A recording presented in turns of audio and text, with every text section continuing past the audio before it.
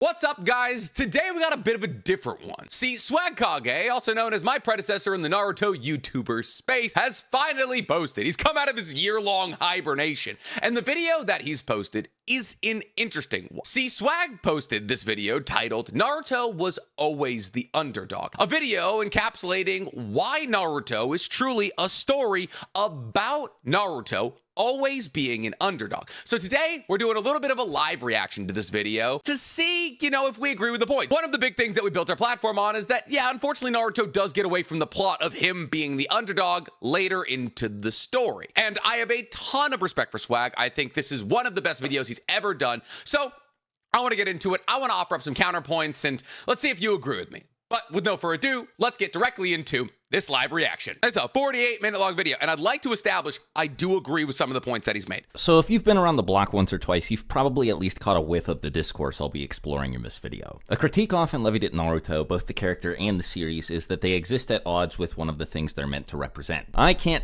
So this is actually why I'm reacting to this video. I don't think Swag is like dropping my name or anything here. I'm just one of the people who does hold on to that ideology. Like, I'm one of the people who believe that Naruto loses his path as an underdog throughout the duration of Naruto. So I figured today I'm gonna offer up a difference of my opinion and we'll see if I agree with Swag's points or if I don't. Tell you how many times I've heard that the series started as an underdog story with a compelling message about how hard work is more valuable than natural talent, until it undid all this by retroactively turning its main character into not just a prodigy, but the chosen one. Yeah, so, I mean, this is kind of the thing that people talk about in Naruto discourse all the time, that Naruto slowly but surely becomes a Mary Sue. See, in the beginning of Naruto, yes, absolutely, he is sold as an underdog. He's an orphan, he has no parents, no friends, everybody in the village hates him, but slowly, as the story progresses, it seems as though things are slowly but surely added on to Naruto's roster of accomplishments that he didn't necessarily work for that make him a Mary Sue. What else you'll often hear following this talking point is that Rock Lee should have been the main character instead, since he's a better vehicle for the message of the value of hard work than Naruto is. And listen, that's a point I resonate. That is absolutely a point I talk on quite frequently, that by the end of the story, Rock Lee is a better representation of what hard work can achieve than Naruto, and the most unfortunate aspect of that is that Rock Lee is disregarded from the story. See, Naruto becomes the MC, he accomplishes everything, and by the time Shippuden rolls around, Rock Lee is basically all but forgotten from the story, unfortunately. As the title should have already told you, I don't agree with this at all. I think that people who talk about the series like this are missing the point. Naruto is supposed to be an underdog, but he was never meant to be completely helpless or something. The story was never ever about someone without any gifts proving that they're as good as people more talented than they are. Like I said, he's about to talk on the Neji point here, but like, unfortunately, that is kind of what the beginning of Naruto is about. That's the entire crux of the Neji versus Naruto fight. It's Neji talking on his birth circumstance being less important than that of Hinata's, and therefore he doesn't have the equal amount of opportunities, and therefore he tries to keep Hinata down as an example that he should be able to accomplish more as a more talented individual, a genius to say. It's not a story about succeeding in spite of being talentless in a world full of gifted people. It's actually about having enough faith in yourself and staying determined enough to find what your gifts are. I don't think he's wrong there. I think actually, if anything, that's a very astute point. Like, every single character in the Konoha 12 that we see has something that they are very, very good at. Universally agreed upon to be the least talented ninja in all of the Konoha 12.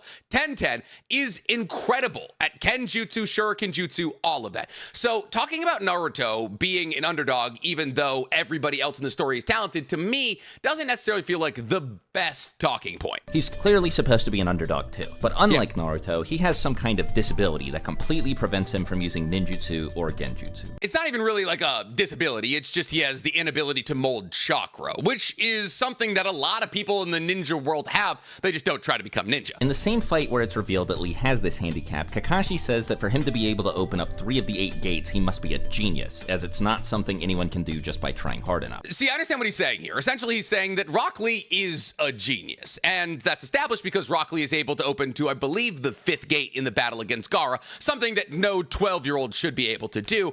But the thing is here, Kakashi doesn't necessarily understand what Mike Guy has forced, not necessarily forced, but what Rock Lee has been through over the course of his training arc. See, obviously Kakashi is going to sit there as somebody who hasn't seen Rock Lee run around the village 1,000 times in the last 3 days and be like, wow, I can't believe he can open to the 5th gate. So yes, he is saying that Rock Lee is some kind of genius, but if anything, the training of the Suicide Corps during the blank period, where Rock Lee trains a bunch of people to train up to the 6th gate, which allows them to cut a meteor in half that Sasuke then finishes off, kind of proves that training in the 8 gates isn't necessarily an impossibility so long as you're able to do the work. No ambiguity here. He blatantly says Lee is gifted, and then just to make sure there's no confusion, explains that this is exactly what he meant. I'd also like to add that after Kakashi said this, Lee opened 2 more of the gates. Yeah. So we can pretty safely say that Lee's past the point of being an ordinary genius and is actually pretty exceptional even when compared to other gifted ninja. See, the way that Rock Lee is usually talked about is a genius of hard work, and I think that's probably the most apt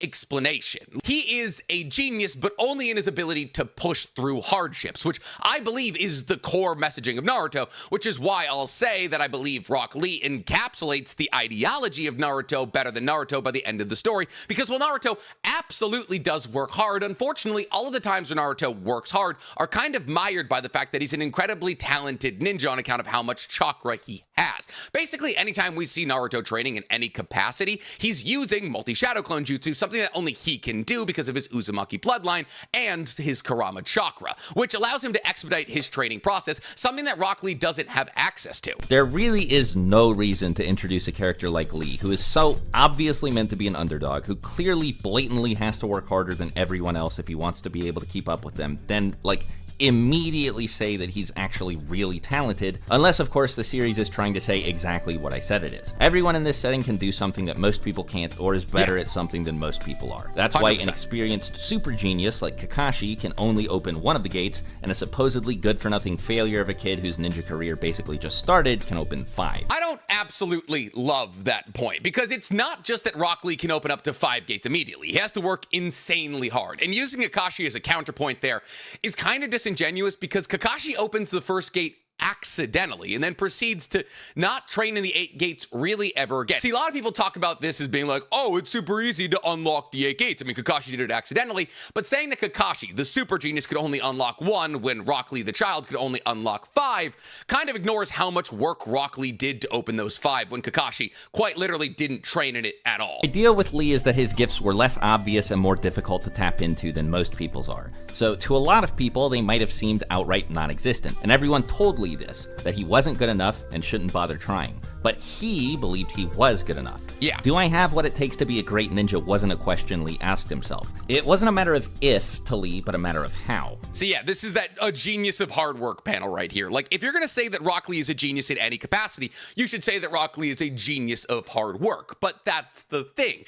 The entire core messaging of Naruto is that hard work beats talent, and I believe Rock Lee is a really good encapsulation of that idea. He worked backwards from the conclusion that he could work within the scope of his own limitations and still find something that makes him exceptional, and it's this kind of unwavering determination that the series is trying to preach about. Naruto, the character, exemplifies this pretty well. He does in the early parts of Naruto, absolutely. And here's the thing, I like to establish this right now. I don't enjoy making this point. I genuinely wish I existed on the side of the spectrum that Swag was making. Like, I want to sit here and talk about how Naruto has always been the underdog and how he never strayed from the core messaging of this manga, this anime, this IP. And unfortunately, I just don't have that ideology, but I do really appreciate that Swag is making this point. But I think that at the start of the series, Naruto's in an even worse position than Lee would have been in when he graduated from the academy. Like Lee, he couldn't use genjutsu, was bad at taijutsu, and sucked at throwing shuriken. The one and only advantage he had over Lee was that he could use a ninjutsu, a single one, and it was the sexy jutsu. Yes, absolutely. Like, we don't necessarily know whether or not Naruto has any proficiency in terms of genjutsu, and in terms of taijutsu, he wasn't that bad. We actually see Naruto in the early Genin and even Shinobi Academy days squabble with Sasuke to some regard. And while this is kind of like a retcon situation as we see them appear later in Shippuden because we're trying to draw comparisons between Sasuke and Naruto and Kakashi and Obito, calling Naruto bad at taijutsu just doesn't feel 100% accurate. But yes, absolutely. Rock Lee was better at taijutsu in the Shinobi Academy, doing his best to learn all the ninjutsu the academy was trying to teach him, and it just wasn't working, so it's essentially the same thing. I'll go I'm loving this. I believe this is Shinobi... What is this? Is this Storm 2? Further than saying that it's just the same though, let me actually explain how this is an advantage for Lee. As far as genjutsu goes, Naruto just can't do it. In the entire 700 chapter run of the manga, he never uses a single genjutsu ever, not once the whole entire time. I mean, like, yeah, that's right. Like, he absolutely doesn't use genjutsu, but if we're gonna say that just because he doesn't use genjutsu, that he can't use genjutsu, then there's a lot of characters in this story who can't use genjutsu. Genjutsu really boils down to chakra control. It's a battle of your chakra control versus the person you're trying to take over. And Naruto, who's able to add shape release and different chakra elements to things like Rasen shurikens, absolutely has fantastic chakra control. It just doesn't necessarily jive with his fighting style. So I'm not going to say that Naruto doesn't have access to genjutsu just because we don't see it. He's just more of a shotgun type approach person. Naruto had a reason beyond his own control that stopped him from being able to use the kinds of ninjutsu the Academy was trying to teach him, that being the Nine Tails. We'll talk more about this later, but even though everyone likes to pretend the Nine Tails was this invaluable asset to Naruto that made his life super easy or something, it caused a lot of problems for him, and in this case it messed with his chakra control to such an extent that he basically couldn't use any of the ninjutsu he was being taught properly. I'd be curious to hear about how that point is substantiated because, well, yes, in the beginning of the story, Naruto's chakra control isn't great. Obviously, he can barely use the clone jutsu. It takes him several days in the Land of Waves arc to be able to apply chakra to his feet to run up a tree. But in terms of like Kurama is messing with his chakra, I don't remember that point ever being made. Yeah, no, I really, for the life of me, can't think on how that point is ever made. I do understand what people are saying. I understand what Swag is going at here, that like Kurama isn't as big as an advantage as people say he is. Like Kurama was more of a hindrance until the late game of Shippuden. That's 100% accurate. Like absolutely, Kurama is a massive battery and a massive power boost when he eventually gets KCM 1 or KCM 2. But at the same time, Kurama does, while he is still a hindrance in the early part of Naruto, save Naruto's life multiple times. He couldn't afford to go all in on taijutsu because he needed to be able to perform ninjutsu to graduate. So Naruto had to waste a bunch of time and effort trying to develop skills he wasn't suited for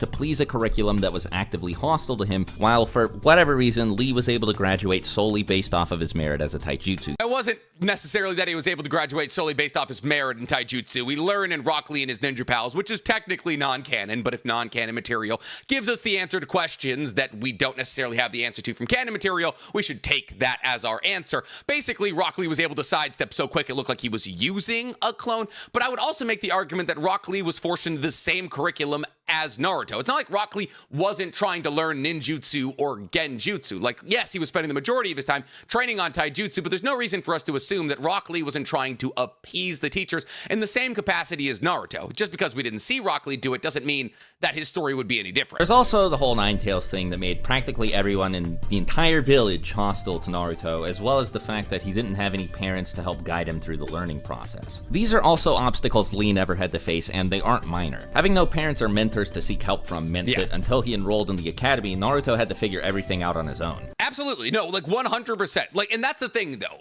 Unfortunately, what we're talking about here is we're talking about when Naruto was an underdog. Like, using points from early Naruto and being like, look, Naruto is always an underdog, when everybody who's saying that Naruto became not an underdog over the course of Naruto doesn't really make a whole lot of sense. Like, yeah, absolutely. In this moment, Naruto was born into an incredibly disenfranchised situation. However, we're all accepting that. It's because he started like this and didn't end up like this that's kind of the issue. Flashbacks of him training in a room littered with books and scrolls, stuff that he likely sought out on his own by going to the village library or whatever. While we do see him sleeping in class from time to time, it's pretty unfair to Naruto to attribute this to laziness rather than, you know, all the other stuff it could be. Oh, like 100%. Like, absolutely. Like, Naruto as a kid had to work harder than quite literally anybody else because he didn't have shinobi parents, he didn't have mentors, he didn't have anything growing up. And that is the true beauty of his story, is that he had to overcome that situation. Or because he's carrying a demon inside of him that makes it impossible for him to use chakra normally. Or it could be that he's unhealthy because of his diet, something that he as a 12-year-old boy really can't be held accountable for since he has no one to tell him he should be eating better. Could have been a lot of different things. The fact that he enrolled in the academy at all, that he clearly went to the village library to read more about chakra and the fundamental skills he'd need to acquire to become a ninja when we know for a fact no one was there to offer him any guidance at all, is proof that he was trying in spite of the deck being stacked against him. Absolutely, and I couldn't agree with this point more. Like, I couldn't agree with this point more. Like, he was 100% actively trying harder than anybody else was in the Shinobi Academy days. And once again, I don't know where we're getting this idea that having Kurama makes using Chakra more difficult, because the way that the 8 trigram seals work is that specifically Minato was like, oh, Chakra is going to leak into Naruto slowly but surely. Naruto will learn how to augment and control this Chakra, and that will allow him to eventually live out the prophecy of being the child of prophecy. And that's kind of the thing, right? Like, if we're talking about Naruto being the chosen one, like, he quite literally is. That's enough of the Rock Lee comparisons, at least. Yes. I want to move on to some other stuff. In particular, Naruto's privilege, or supposed privilege, anyway. All of the advantages he's perceived to have. There are 4 big ones. The Nine Tails, his teachers, his parents, and the whole reincarnation business. Yeah, those are definitely like the 4 things that people are going to talk about. They're going to talk on the fact that Naruto's an Uzumaki, that his father is Minato Namikaze, and there's a moment where at the end of the story where Hagoromo's like, oh, just having talented parents doesn't necessarily mean that you're going to get their level of strength. Doesn't mean that you're going to get their abilities. That's an interesting point, and I'm sure he'll get to it eventually, like that point exactly. But being born from those parents is kind of crazy. Like, being born from 2 of the strongest people in Naruto history is nuts. And like, while we can sit here and be like, oh, being born from strong parents doesn't necessarily guarantee that you're going to have their level of strength, I don't know if I can resonate with that, because we can sit here and say it, but look at the track record. Like, Kakashi, a historically powerful ninja, comes from Sakamoto Hatake, one of, if not the strongest ninjas from his era. Like, he was fighting against Hanzo, he was fighting against Granny Chiyo. The same thing can be said for Sasuke. Comes from Wicked Eye Fugaku, the head of the Uchiha. Itachi, Wicked Eye Fugaku, head of the Uchiha. Their mother, a Jonin, fully capable of using the 3 Tomei Sharingan. So there's kind of a track record for powerful ninjas coming from powerful ninjas, which makes sense. I mean, it's just genetics. It would resonate with the real world. So like, while we can sit here and be like, oh, Hagoromo, the Sage of Six Paths, said that your parentage doesn't necessarily matter, that's one line against quite inarguably a huge data set. I don't think the mentor thing holds any weight whatsoever. Naruto's mentors being the reason that Naruto is strong is insane. And if you think that, you haven't read the manga, you're out of touch, because Jiraiya and Kakashi, while they're ridiculously powerful people, don't necessarily do that much for Naruto in terms of strength. Being an Ashura incarnate, we'll get to that in a second. And I think Kurama was the 4th point, and we'll get to that eventually. Like I already said earlier, this thing kept Naruto from having any mentors for the first 12 years of his life, and also made it impossible for him to control his chakra with any kind of finesse. It gave him a healing factor, which comes up like twice pre-time skip, and a lot of extra chakra to work with, but only once he trained to take advantage of it. Just saying that like his healing factor came up twice pre-time skip is kind of underselling the fact that Kurama's healing factor and Kurama's chakra saves Naruto, I believe, from like certain death 3 times pre-time skip. There is the summoning of Gemabuta the first time around when Jiraiya pushes him into a pit, and obviously you could make the argument here that Jiraiya would have just saved Naruto if Naruto didn't save himself. There's the fact that Sasuke runs a hole through Naruto's shoulder, which undoubtedly would have killed him without Kurama's chakra, and there's one other moment, I believe, where Kurama's chakra quite literally saves Naruto's life. So like, yes, is it a hindrance in his societal factor and his possible ability to control chakra? I'd concede that point, but it is a massive bonus because like Naruto would not be around without Kurama's chakra. Now, before anybody says it, yeah, I know the Fox has helped Naruto out plenty of times on its own, with no input from Naruto whatsoever. Yeah. I'll admit now that these aren't examples of him benefiting from the fruits of his training or anything. They're Naruto capitalizing on an advantage no one else has. But let's actually go over all the times where this happens. Off the top of my head, Naruto gets help from the Nine Tails in some way against Haku, Orochimaru, Neji, Gaara, Kimimaro, Sasuke, Deidara, Orochimaru again, Kakazu, I guess, Pain, and then after that, he gains control of the Nine Tails and uses its chakra and most... See, this is why I love Swag. This is a really good... This is a genuine, and anybody who wants to become a content creator, that is a really good job of doing the research, backing it up. That's well edited, well articulated. Absolutely. He's giving us every single time. He's building a counter argument to his own argument. And that's the best way to enunciate and explain what you're trying to say, is to build your own counter argument and then slowly but surely work against those points. One thing you may have already noticed if you're as familiar with the series as I am is that in all of the examples I just gave from before the time skip, Naruto either didn't win the fight or he was using the Nine Tails chakra intentionally after training specifically to develop the ability to tap into it. Before Shippuden, Neji and Gaara are the only 2 people he beats on account of getting help from the Fox, and he fights them after spending a month training for the Chunin exams, or in other words, training to beat both.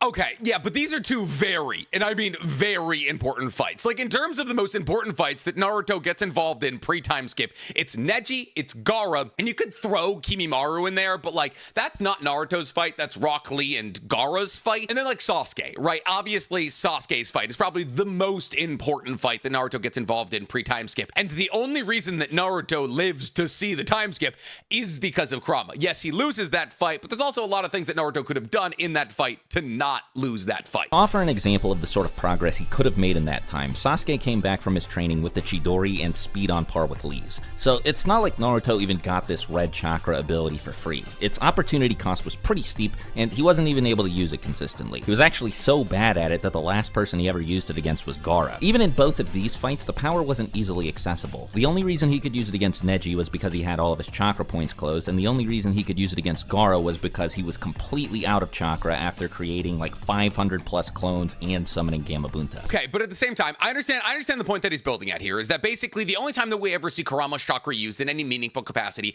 is when Naruto is out of chakra, when he's completely tapped. He's got nothing going on. And that's kind of how the 8 trigram seal is supposed to work. It's supposed to slowly leak Kurama's chakra into Naruto's system so that Naruto can get used to it until eventually he's able to master said chakra. That was Minato's grand plan for Naruto. That's why Minato doesn't seal the entirety of Kurama's chakra into Naruto in the first place, because he acknowledges that the entirety of Kurama leaking its chakra into that of a baby would have killed Naruto. That's why he seals the other half inside of himself. At the same time, though, it's basically established in pre-time skip Naruto, part 1, that really the only time that Naruto is able to summon Gamabunta is when he's accessing Kurama's chakra. It happens when Jiraiya pushes him into that giant crevice, and it happens in the battle against Shukaku, and that's later established and exemplified by the fact that Naruto quite literally turns Gamabunta into Kurama. Naruto summoning Gamabunta was obviously a lot more decisive here. Yeah, but then what I would argue here is that this only happened because of the access to Kurama's chakra, right? Like, the summoning contract and Naruto's relationship with Gamabunta at this point in time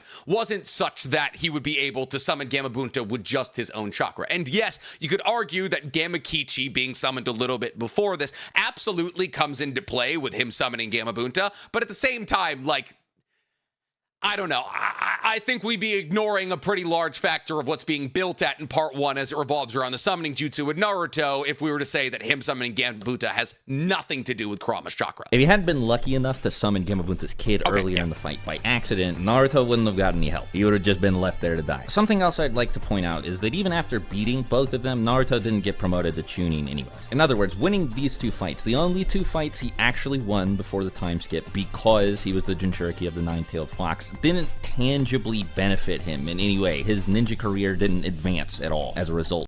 Okay, listen, only one person gets upgraded to Chunin after the Chunin exams. That's Shikamaru. We all know that. And that's because Shikamaru shows great genius. He's able to defeat Temari, a greater opponent. Well, not defeat. He, surrenders. But if we're saying that Naruto not being upgraded to Chunin means that he's stagnated in his ninja career, that means that Naruto's never ever progressed in his ninja career, even now. Like, as Hokage in Boruto, he's still a Genin. This is an established canon fact, and I don't think Swag reads Boruto, so I don't expect him to know this, but, so if we're saying that, oh, he's still a Chunin, and therefore, he hasn't moved, these fights didn't mean anything to him in terms of, moving forward in his career, I don't agree with that line of thinking. Now that I've gone over these 2 exceptions, let's talk about all of the other examples I listed, starting with Haku. So, okay, admittedly, Naruto did start beating Haku up pretty bad as soon as the Nine-Tails entered the equation, but Naruto's performance here was completely irrelevant. Right after he got beaten up by Naruto, Haku left that fight to intercept the killing blow aimed at Zabuza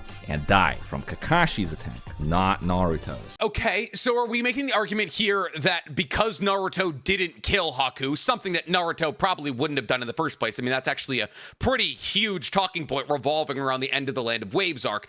So are we saying that Naruto not being the person to kill Haku means that the assistance that he gets from Kurama's chakra doesn't actually equate to anything? Because that's a bit odd, because Naruto doesn't kill. It's in his blood. And while he does kind of lose control in the battle against Haku, fundamentally, he probably would have died in the battle against Haku if not for that chakra. Victory was really the only option for Naruto here, because Haku probably would have killed Naruto, but Naruto wouldn't have killed Haku, at least if we're going through with, what the story was trying to build out. And yes, you can make the argument that, oh, Haku and Naruto were friends, so why would Haku try to kill Naruto? Did you see what Haku did to Sasuke? You'd be like, oh, they're Senbon needles.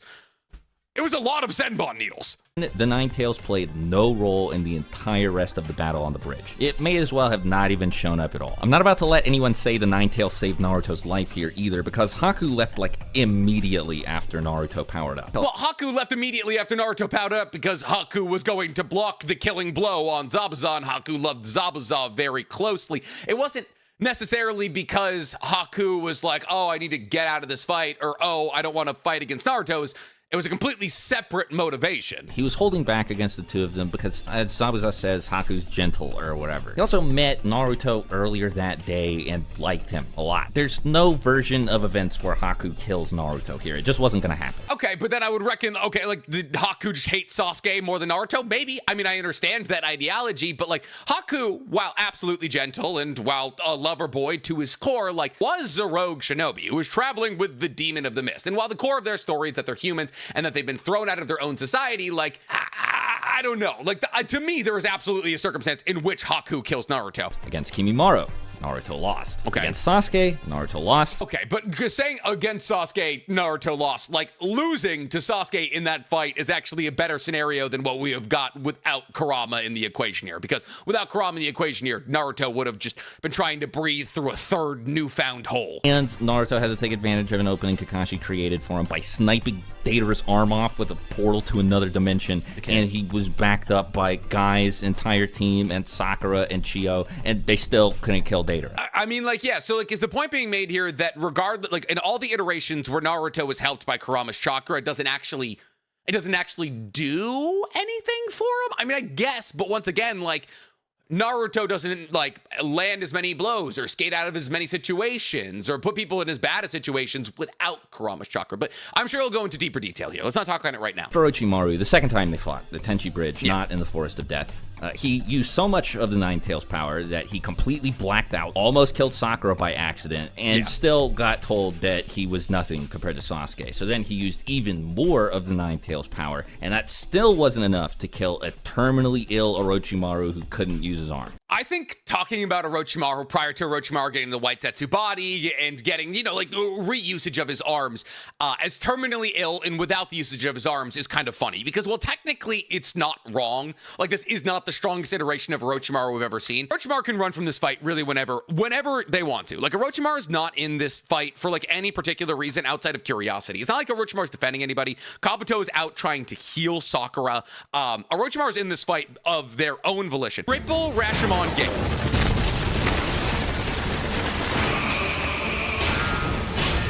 Triple Rashomon gate. This is well known to be one of the most powerful defensive ninjutsu in all of Naruto. Triple Rashomon. Look at the size of these things.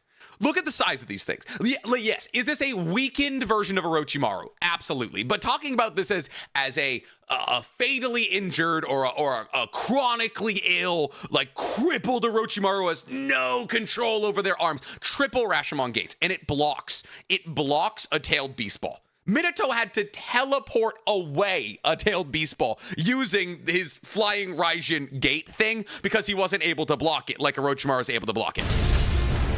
That's a city level attack. That's a city level attack right there. Like, easy. That's borderline island. That's a borderline island level attack.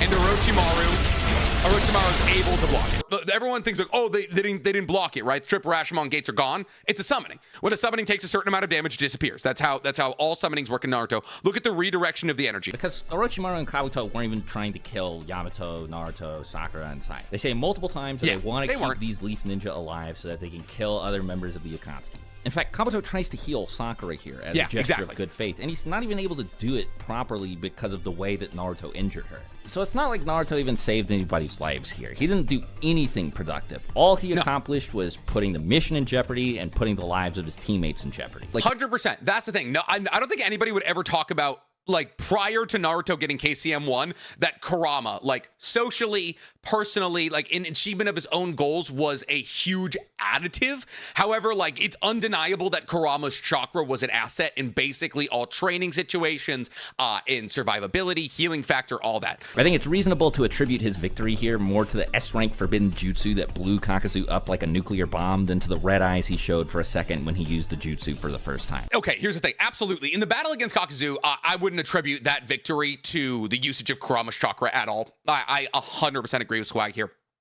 But at the end of the day, the only reason that Naruto's able to learn that S-class forbidden jutsu as fast as he did is established multiple times. Like, Naruto is told by Kakashi that he's in a unique situation with his multi-shadow clone jutsu, where he's able to have multiple shadow clones who all experience the same thing, and once they disappear, that experience goes to him, train simultaneously, which allows him to expedite the training of any jutsu almost infinitely. Like, he is able to train in jutsus hundreds, if not thousands of times faster than anybody else in the history of the world, because he's able to use the shadow clone jutsu at a higher level than the person who created it, Tobirama, who maxes out at 3 shadow clones, mind you. And the reason that Naruto is able to do that is 1, Uzumaki, and 2, Kurama's chakra. Had to tap into the Nine Tails chakra here at all is because it, as in the Nine Tails itself, made it impossible for him to gather nature energy for Sage Mode mid-combat. I also think it's worth pointing out here that the only reason he was even fighting Pain at all is because he was the Jinchuriki of the Nine Tails. Okay, that, to me, I understand what Swag's trying to say here, is that he's saying that Naruto is put in this battle against Nagato because he's the Jinchuriki of the Nine Tails, kind of ignores the fact that he's the main character of the story, but at the same time, like, okay, then why was Kakashi fighting against Nagato? Why was Tsunade fighting against Nagato? You can make the argument that Nagato only pulls up to the Hidden Leaf to try to get Naruto, and that's not 100% wrong, but the entire time that Nagato's in Konoha, he's talking about how, like, Nagato's entire villain arc starts with the fact that in the Second Great Shinobi World War, Leaf Shinobi kill his parents. So, like, there's an integrated bias towards Konoha throughout the entirety of Nagato's life. So, while yes, Naruto is a factor of why Nagato is destroying Konoha, at the end of the day, it was always a crossroads that was going to happen with Nagato's worldwide mission of making sure everybody feels pain and understands that the ninja system, which made him into who he is, has equal repercussions for all those involved. Now, in this fight, which again only happened because Naruto was the host of the Nine Tails, he had to use everything. He almost let the Nine Tails kill him and take over his body because that's how much he wanted to beat Pain, and because he had to if he didn't want to lose. And that was still barely enough for him to scrape by with the win. Okay, but but here's the thing, it was enough for him to scrape by with the win. That's the thing. Naruto, in kind of the similar situation to Naruto's fight against Sasuke, without Kurama there, Naruto died. Point blank period. Yeah, Kurama takes over and still Naruto barely scrapes by with the victory, but like without the ability to awaken up to the 8 tails and break out of a Chibuku Tensai, Naruto dies there. It's been established that the only way to defeat a Chibuku Tensai is in the immediacy of its formation, when we can see the gravity well, and the gravity well hasn't pulled a bunch of rocks to it. We see it when Edo Itachi, Killer Bee, and Naruto all fire at Edo Nagato's Chibuku Tensai when they're battling against each other in the 4th Great Shinobi World War. It's too late. Naruto gets sucked into that Chibuku Tensai, and he would be stuck there if not for the 8 tails transformation. While yes, absolutely, like, is Kurama what wins Naruto that fight? No. For the entire time that Kurama is in charge of Naruto's body, technically Nagato is kind of winning. It's the Deva path having his way with Naruto, essentially. Is Kurama responsible for Naruto's victory against Nagato? Not necessarily, but it's also the only reason that Naruto survives that battle. Naruto trains with another Jinchuriki, and in the process gains access to Nine Tails Chakra mode, which allows him to tap into large amounts of the Fox's chakra at will. As part of this process, Naruto has to fight the Nine Tails and beat it under the threat of death if he loses. And you know, it goes without saying he couldn't use any Nine Tails chakra in this fight. Yeah, he uses Sage Mode. He had to win using skills he developed throughout his career, independent of Kurama's presence or influence. This isn't something he had to do either. He could have just not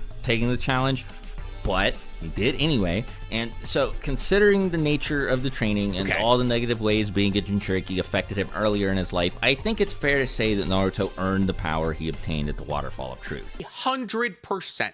Does Naruto battling against Kurama and winning, just using the power of Sage Mode, 100% mean that he earns the power of Kurama? I don't think anybody would disagree with that point right there. Like, Naruto has to fight Kurama. He has to fight to befriend Kurama and defend the evil side of Kurama, mind you. You know, even after this, it's not like things get easy for Naruto.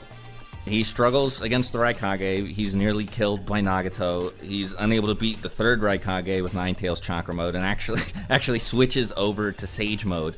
He's unable to do anything to Obito without help from Kakashi. That's more about like the weaknesses of KCM1 than it is about like, oh, Kurama's chakra is weaker than Sage mode. Like, KCM1 just has a limitation, and it's also the more he uses it, the more at risk he is of Kurama taking him over. Keeping in mind that he got the shitty, evil, cynical half of the Nine Tails sealed in time, and that no one before him had ever managed to befriend the Ninetales, even without this extra disadvantage. But I'll talk more about that. Like, nobody's ever tried to befriend Kurama. Like, obviously, Mito and Kushina, we get more look into, like, who they were as Jinchuriki in Minato's one-shot manga, where it's established that, oh, we kind of just live in this, like, equal status with Kurama, where we balance out his hatred with our love. Like, Kurama's never been a big fan of any of his Jinchuriki. He was a literal force of malevolent nature until he was turned into a tailed beast that was used as a power bank for Uzumaki. Talking about Naruto as the first to ever accomplish something, to me, is kind of funny when you consider the fact, like, he comes from a line of Jinchuriki, like, Nine-Tails Jinchurikis. And I believe, ironically, Himawari is the best argument for the fact that Naruto was born in an advantageous situation to be a Jinchuriki of Kurama, because Himawari, who is technically the third in line of Kurama Jinchurikis, is considered the best ever Kurama Jinchuriki. And currently, the only reason we have to explain that is because of her genetic lineage. I would argue that Naruto, in a lesser degree, but still a degree, has those same benefits. Now, up until this point, at least concerning the Nine-Tail stuff, I've only talked about the literal on-screen events. Let's focus on the subtext for a bit. So, all the way back in Chapter 1, when Naruto finds out he's the Jinchuriki of the Nine-Tails, he's not told that it's been sealed inside him, or whatever. What Mizuki says is that Naruto is the Nine-Tailed Fox. This is because in the preview manga, the one that Naruto is based off, I don't know how many of you guys have read it, Naruto is quite literally just a nine-tailed fox, who is the son of a, like, malevolent nine-tailed fox. It's really cool. You guys should read it. In situations where he leans on the power as a crutch, like where the chakra is kind of given to him and he doesn't consciously tap into it, you'll notice a few common trends. He typically succumbs to whatever he's feeling in the moment. This is often rage. He always begins to resemble the Nine-Tails. He loses his sense of self, either partially or completely.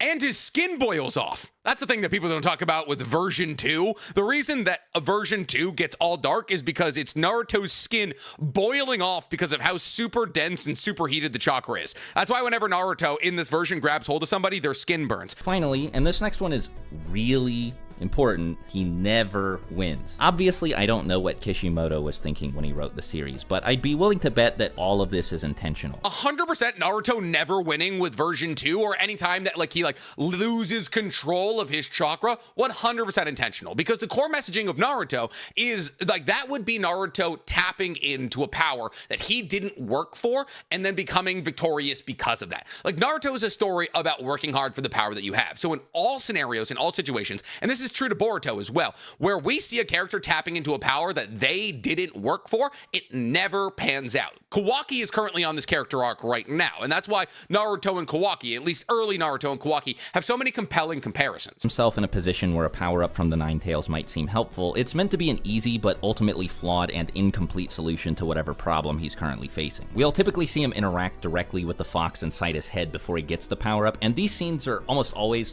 super blatantly constructed to look like he's making a deal with the devil. In these instances, he definitely gets more powerful, but it comes at a cost. This strength, the purely physical, tangible kind, does technically move him closer towards his goal of becoming Hokage, but at the cost of him getting to be him, Naruto. Yes, here's my thing. The idea of Naruto becoming Hokage has never necessarily been Naruto becoming the strongest. Naruto becoming Hokage is kind of like anybody becoming any political figure. It means that Naruto has to win the hearts and minds of those that he's trying to rule over.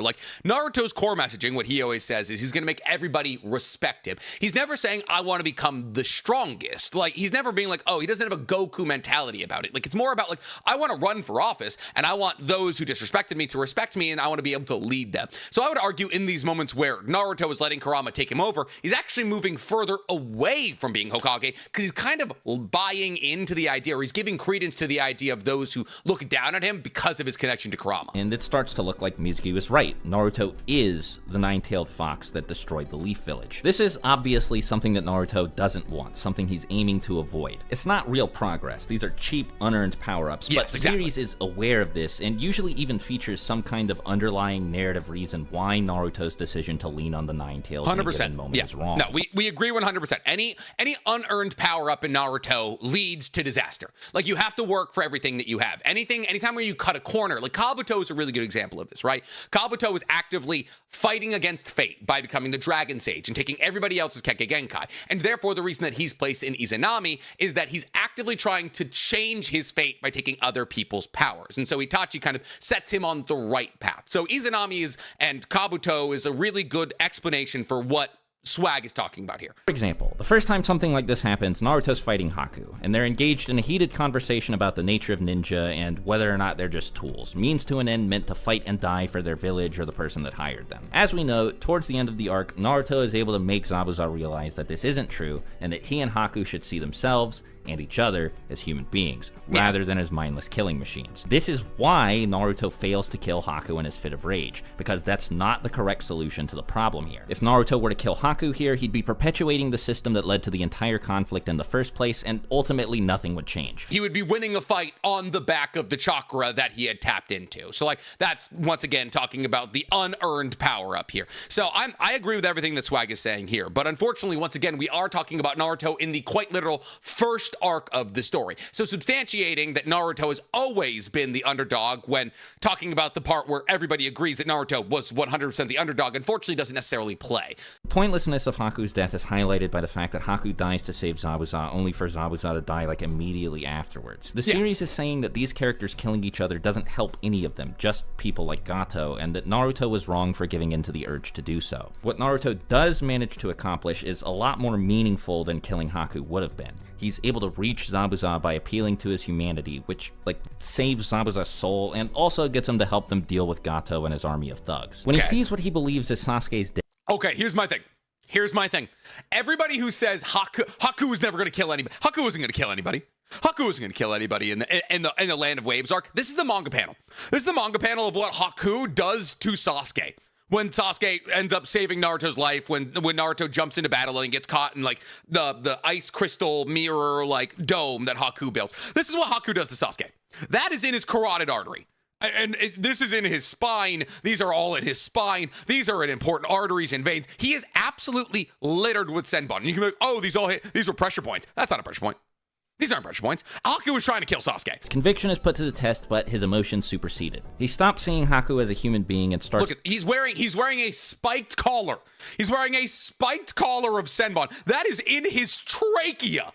That is a phlebotomy. That is an emergency tracheotomy. That is Haku was going for the kill here. I do not care what anybody says. To see him as a target. It's only when he breaks Haku's mask and sees his face that he's reminded of exactly what he was trying to say earlier. His opponent isn't a faceless killing machine, but a human being. And Naruto realizes that if he, in a fit of rage, kills Haku in retaliation for Sasuke's death, he's no better than Haku, entirely sure Zabuza, or most importantly, the Nine Tails. I agree what we're talking about here. I don't know how this substantiates his point. Gaara's obviously supposed to be a foil to Naruto, and I don't think I need to explain how. Let's take a look at the fight these two have at the arc's climax and at the groundwork the story lays out for it. Just about everyone who knows Gaara, and even people who meet him for the first time in this arc, they're scared of him pretty much whenever they're around him. And it gets a lot worse, a lot worse, as soon as he starts transforming into Shukaku. Tamari's scared of her brother, but she's paralyzed with fear by Shukaku. Kankuro's also scared of his brother, but So are we arguing the point here that because Gaara is a foil to Naruto and people are afraid of Gaara,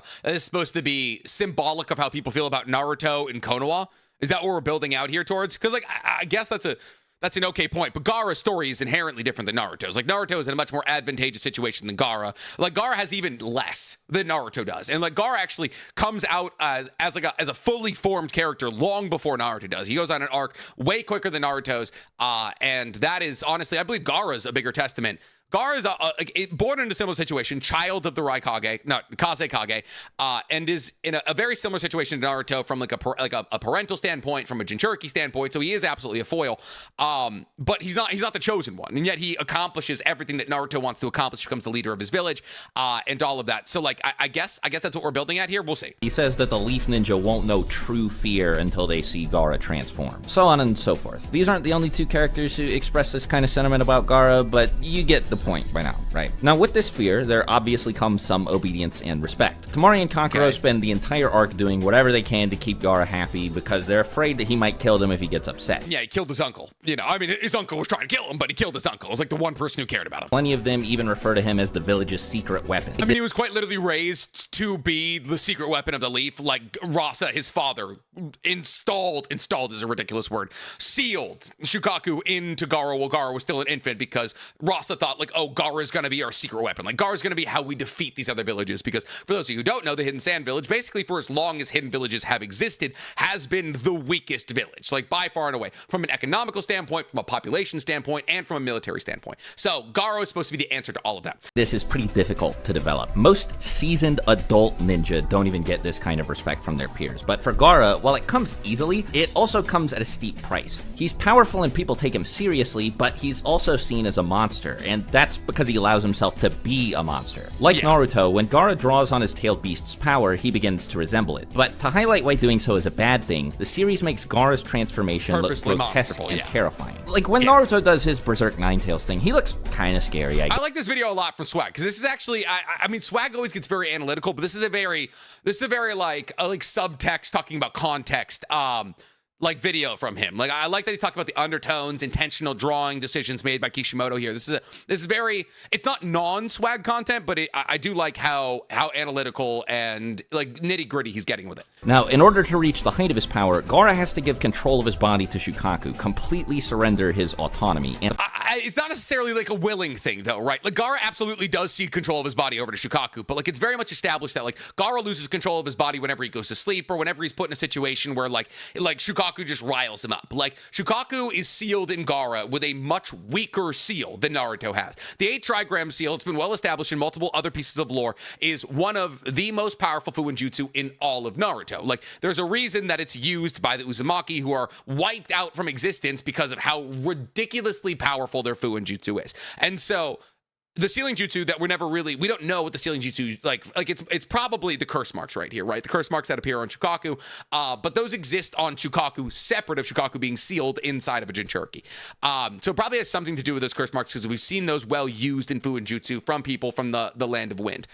But like at the end of the day, it's not the 8 trigram seal. So Shukaku and Gaara in a more like stickier situation than even Naruto and Kurama. The power on its own isn't worth anything. Gaara gets stronger, but in the process literally stops being himself. These beasts can be used as a shortcut to power, but that's not the same as a shortcut to success, at least not Naruto's idea of success. People would probably have ended up respecting and fearing Naruto if he leaned on the power of the Nine Tails the same way Gaara leaned on the power of Shukaku, but they wouldn't have loved and admired him the way he would need them to in order for him to become Hokage. Gaara doesn't necessarily lean on the power of Shukaku prior to his transformation in the battle against Naruto, right? Like, it's completely an unwilling thing that happens. Like, Gaara goes through a similar character arc where everybody is incredibly mean to him, but Gaara doesn't have as a child, the presence of mind to say, oh, I can take this on the chin, oh, I can lead them one day. And instead, Gaara feels and buys into those negative emotions that people are hurtling at him. And because of that, Shukaku boils to the top of him, and he ends up hurting children who will fight with or play with him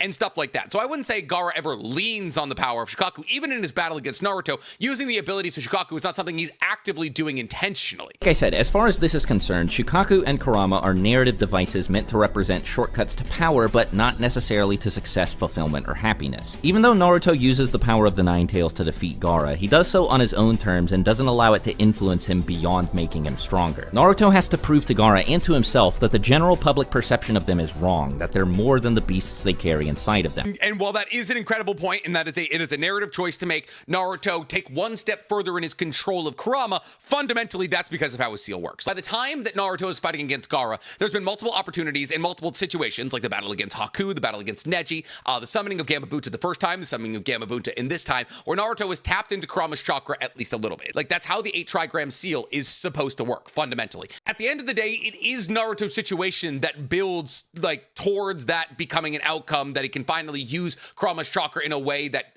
aligns with his own will and wants.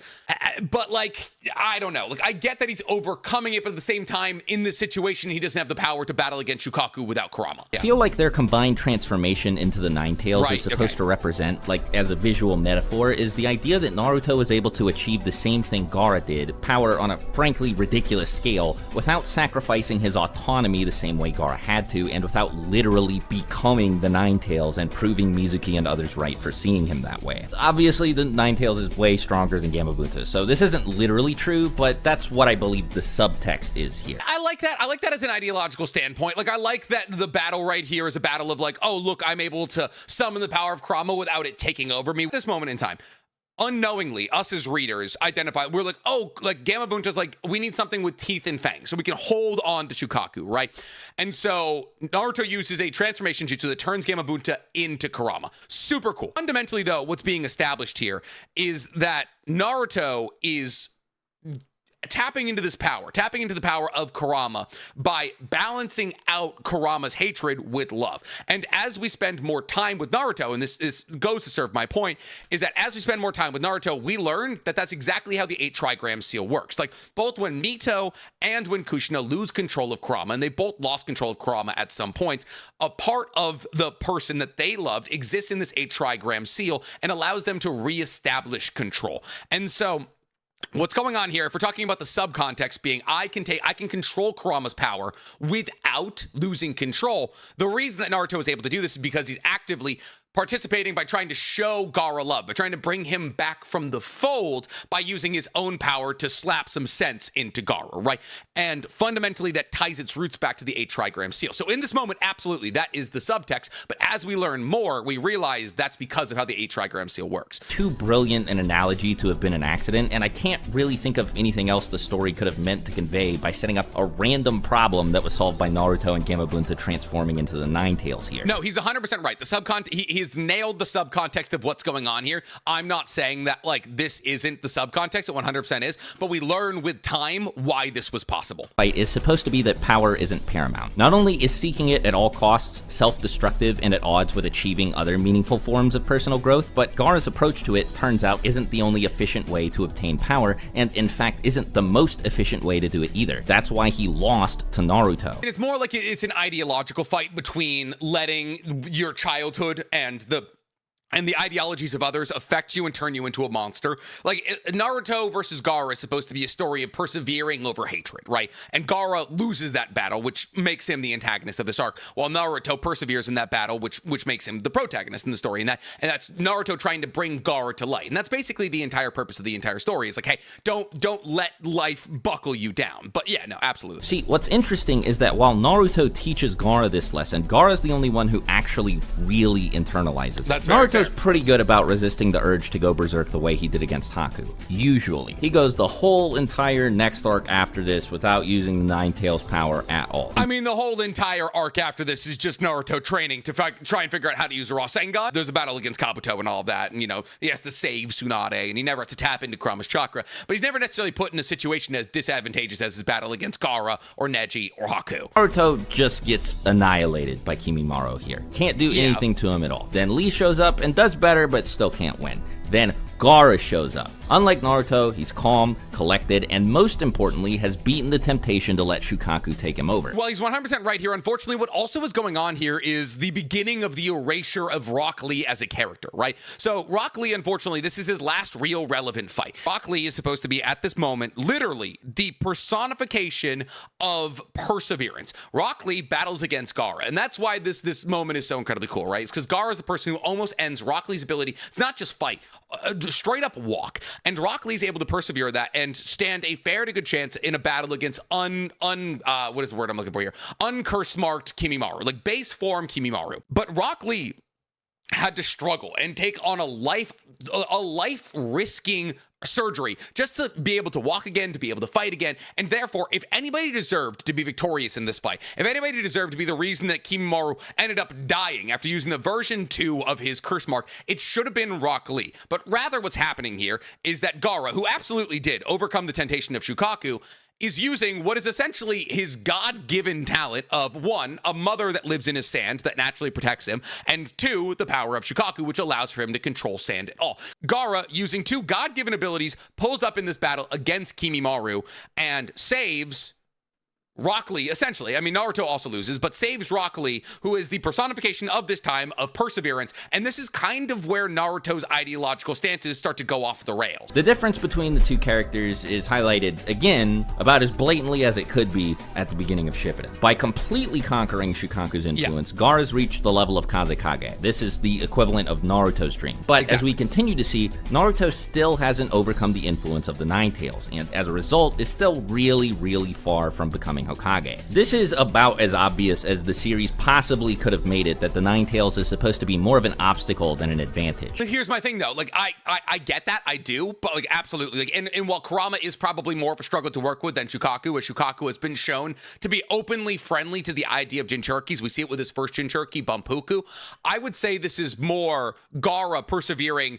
further and harder than Naruto, than like saying, oh, like Kurama is a bigger hindrance than Shukaku. Like, I'd say that Gaara just does more work during the time skip to actively work with Shukaku and conquer his demons, per se, than Naruto does. What you'll notice if you rewatch the fight is that Naruto starts by trying to talk Sasuke he just out of his decision. He whips Sasuke. That is one of my favorite scenes in all of Naruto. Just human whip. Naruto's problem here is his inability and honestly unwillingness to understand Sasuke, and the belief that he can solve the problem by just overpowering him. If Naruto had won here, it honestly would have just validated Sasuke's belief that he needed to train with Orochimaru. He would have found a way out of the village eventually, and Naruto would have just been sent back to square one. What he's saying here kind of flies against earlier points he's made, right? Because if the entire subcontext of Naruto's plot is that cheap transformations never result in actual power, Sasuke going to train with Orochimaru and leaning on the power of the curse mark. The only reason that Sasuke is able to stay relevant in this fight is his version 2 curse mark transformation that gives him like his Onyx Chidori and his one flappy wing, which somehow allows him to fly. That is cheap given power that Sasuke, I mean, admittedly has to like almost, he does die in a barrel. The way that the curse mark works is that Sasuke is tapping into the Senjutsu Chakra of Orochimaru. It is quite literally established in the clearest possible sense that it is not his power. Like Orochimaru's plan, essentially, I'm gonna give Sasuke this curse mark power. But if you use a curse mark, the more and more you use a curse mark, the more and more you become susceptible to like the suggestions of the person who put the curse mark on you.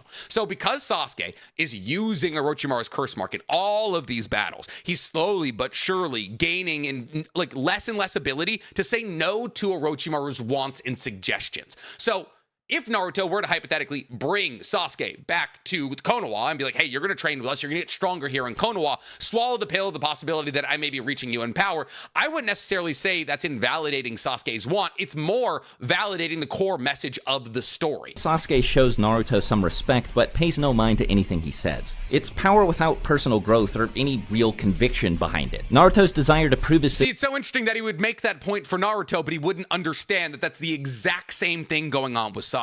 If he'd gone for a serious attack rather than scratching at Sasuke's headband, he could have at least secured a draw. I mean, there's a lot of things that Naruto could have done in this fight to secure more than a draw. He could have summoned Gamabunta. He was already leveraging Kurama's chakra. He could have obviously not gone for his headband. Like, there was a ton of things Naruto could have done in this fight to make sure that he would have won or draw. But, like, this wasn't a situation that he was supposed to win, because if he did, well, there goes the entirety of Shippuden's plot. Now, before anybody tries to say that this point doesn't stand because Naruto could have used more Nine Tails chakra and won or whatever, as soon as the cloak goes from one tail to two tails, he completely loses control of himself and tries to kill his comrade. No, I don't think anybody would try and make that point. Like, yeah, absolutely. Like, Naruto, if Naruto were to lose control in this Valley of the End fight, by the way, at this point, we didn't even know if Naruto would be able to get to two tails. Like, that's the first time that we see Naruto grow a tail of any capacity is in the Valley of the End, the first Valley of the End fight. If you're going to make an argument to say that Naruto could have won that fight, summon Gamabunta. He very easily could have summoned Gamabunta in that fight.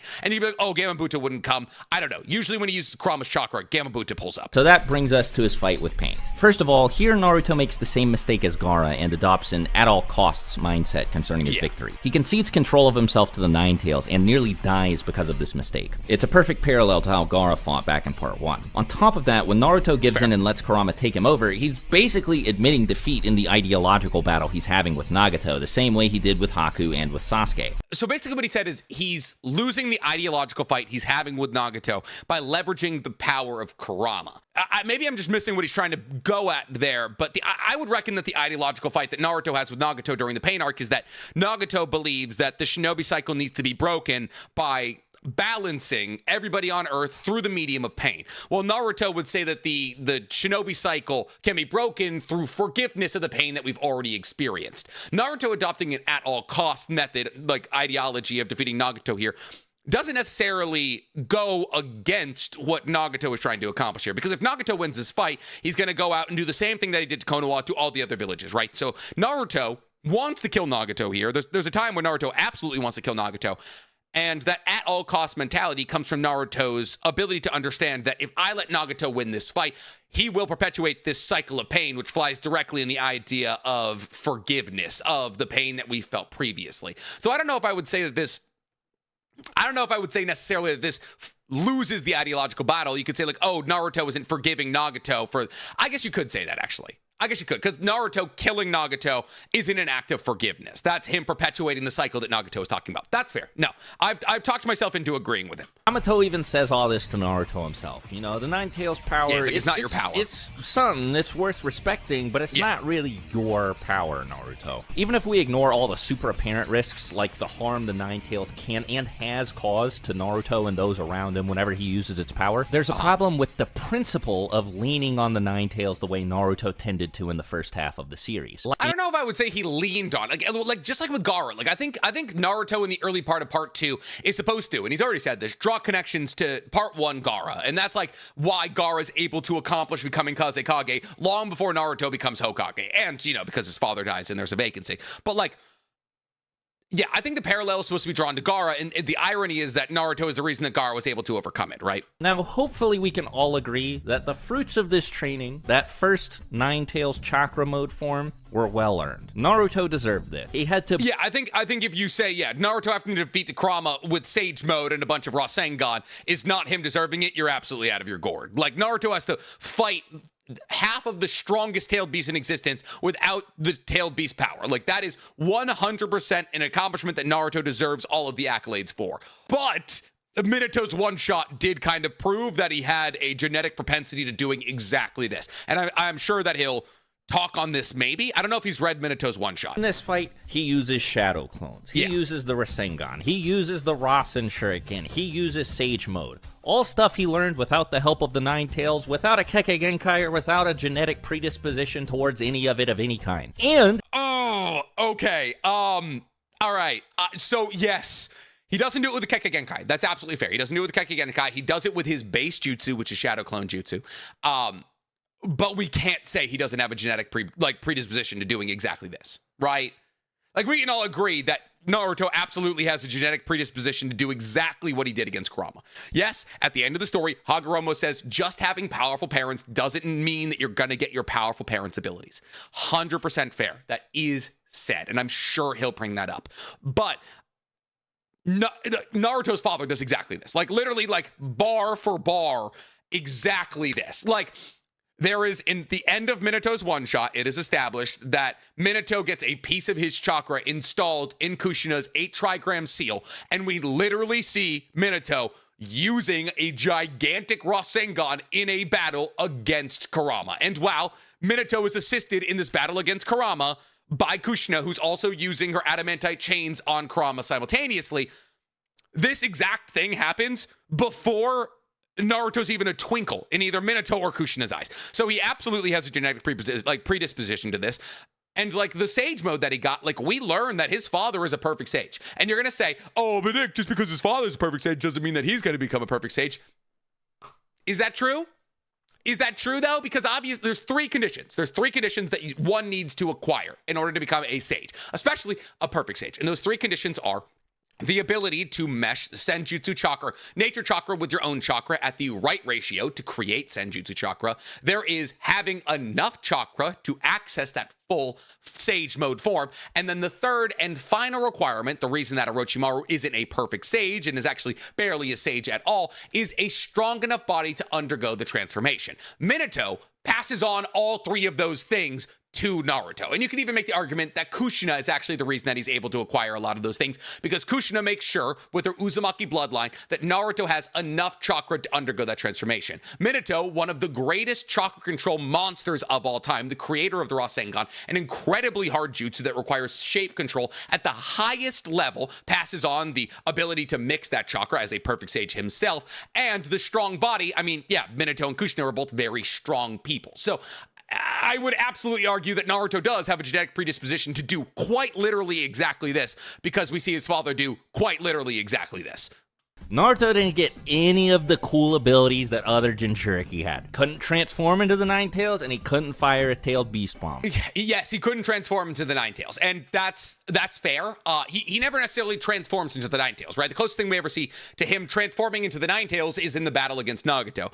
That's not necessarily a detractor. Like, I wouldn't say Naruto's inability to turn into the Nine Tails, and I get it, like, he doesn't get that until KCM 2. Naruto not having a traditional Jinchuriki transformation isn't a disadvantage. It's actually a massive advantage, because Naruto can separate. We see it in the last. Naruto can separate from his Kurama chakra construct. He can also launch jutsus from inside of that Kurama chakra construct. Like, that is a massive advantage. It essentially makes Kurama a Susanoo, something that none other of the Jinchurikis have the advantage of. They can simply turn into the tailed beast, and at that point, they basically become as powerful as the tailed beast they're the Jinchuriki of. Naruto, through the mediums of his Kurama chakra mode, the big chakra mech version of him, becomes stronger than the Nine Tails because his power is added on top of it, if you know what I'm talking about here. Was for Naruto to befriend the Nine Tails, something that no one before him had ever managed to do or even come close to managing to do. And the thing is, in case some of you forgot, this is not the normal Nine Tails Naruto's carrying inside of him. This was the super asshole evil half. It's the Yang half?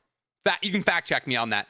But I believe it's the Yang half. Next, let's talk about his teachers. People like to say that because Naruto was the son of the 4th Hokage and he was the Jinchuriki of the Nine Tails, he had access to a series of elite tutors that accelerated his growth in a way that gave him... As long as this tutor bit goes, you're just going to hear me agreeing with Swag. The idea that people out there genuinely think that any of Naruto's teachers or tutors helped him in any capacity whatsoever is insane to me, because Kakashi actively abandons him. Jiraiya teaches him almost nothing over the course of the 2 or 3 years that they're time skipping away. What does Jiraiya teach him? How to make a big Rasengan and maybe better chakra control? Jiraiya teaches him nothing. Kakashi teaches him nothing. Really, the only time that Naruto ever learns anything important is when he learns that he has wind release chakra proclivities, and that is from Kakashi, but he has to go to Asuma to get some of that taught to him. And that's kind of when Kakashi's tutelage actually does kick in. Like, Kakashi's cut this, waterfall in half. But I don't know. It's saying that his tutors are the reason that he's powerful is crazy. Naruto had to rely entirely on the academy, which was focusing on things he was naturally predisposed to be bad at or straight up incapable of practically applying. So yeah, I mean, this is bringing back to the idea that, Kurama put Naruto at a strategic advantage, a strategic disadvantage in terms of chakra control, which I don't know if this is ever something that's established. I don't remember this ever being established. I understand that, logic would dictate that Naruto is at a disadvantage because of Kurama. If he taps out of chakra, there's a possibility that Kurama takes over. But I don't know if that ever is established, it affects Naruto's ability to use chakra control. I would argue that Naruto's chakra control is as good as anybody else's. Him and Sasuke are very much established in the Land of Waves when they're trying to run up the tree to be somewhat equals in terms of chakra control. Sasuke obviously is able to run up further the tree in the beginning, but Naruto catches up with him. And that's when Sasuke starts to realize, Naruto's catching up with me in terms of strength. I thought he was an idiot. This isn't clicking for me. Yeah, massively. Absolutely. Let's talk about his parents next. We won't have to spend very... Cool. All right. I'm going to stop agreeing with him at this point. that right there, great section. This right here is where unfortunately, our ideologies clash a little bit. Long on this because it's the least impactful thing we've talked about so far and are going to talk about by a pretty wide margin. The only genetic advantage Naruto has is the same larger than average chakra pool as most other members of the Uzumaki clan. Okay, calling it larger than average is kind of an undersell if we're being real, right? Larger than average is kind of saying that meme we used to share around of the huge black dude, and you would click on the photo and then there was just like an absolute monster between his legs. That was larger than average. They can literally have their tailed beasts removed for them and continue living. Like Mito has Kurama removed from her and continues living for like a decade, maybe longer. Like Mito lives into the reign of Hiruzen as Hokage. Like that's how crazy long she lives. Kushina is also a fantastic example of this. Kushina, while pregnant, has Kurama ripped outside of her, still has enough chakra and enough life force to battle against Kurama later on, use adamantite chains to not only seal him, but also make sure that the third Hokage in his relative prime, Hiruzen, cannot break in to assist in the fight. Like, calling the Uzumaki chakra pool bigger than average is an undersell. It's ridiculously large. It's higher than the Senju, it's higher than the Uchiha, it's higher than everybody. They're known for chakra.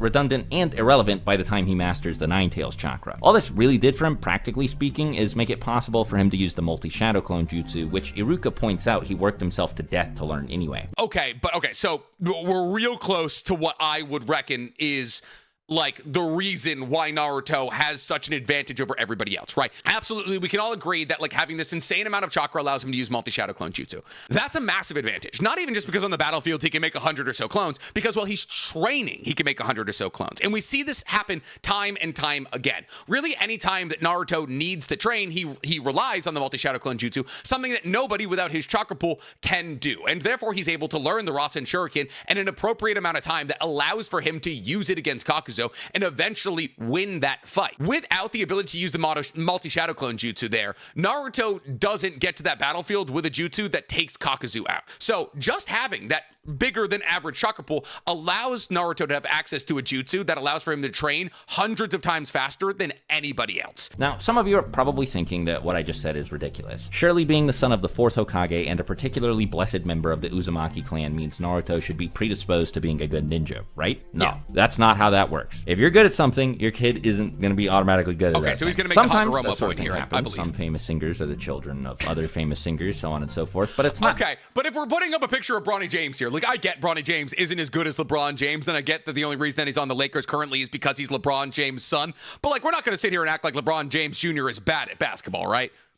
Like, we're not going to sit here and act like anybody in this chat would stand a fucking chance one-on-one against this kid. And usually this happens as a result of the child receiving some kind of help or instruction from the parent in question, which Naruto obviously didn't. If they'd actually survived and had taught Naruto the same way other ninja have been shown instructing their children, then we could talk about privilege as far as this is concerned. 100% if Minato and Kushina survived, would Naruto have been in a more privileged situation?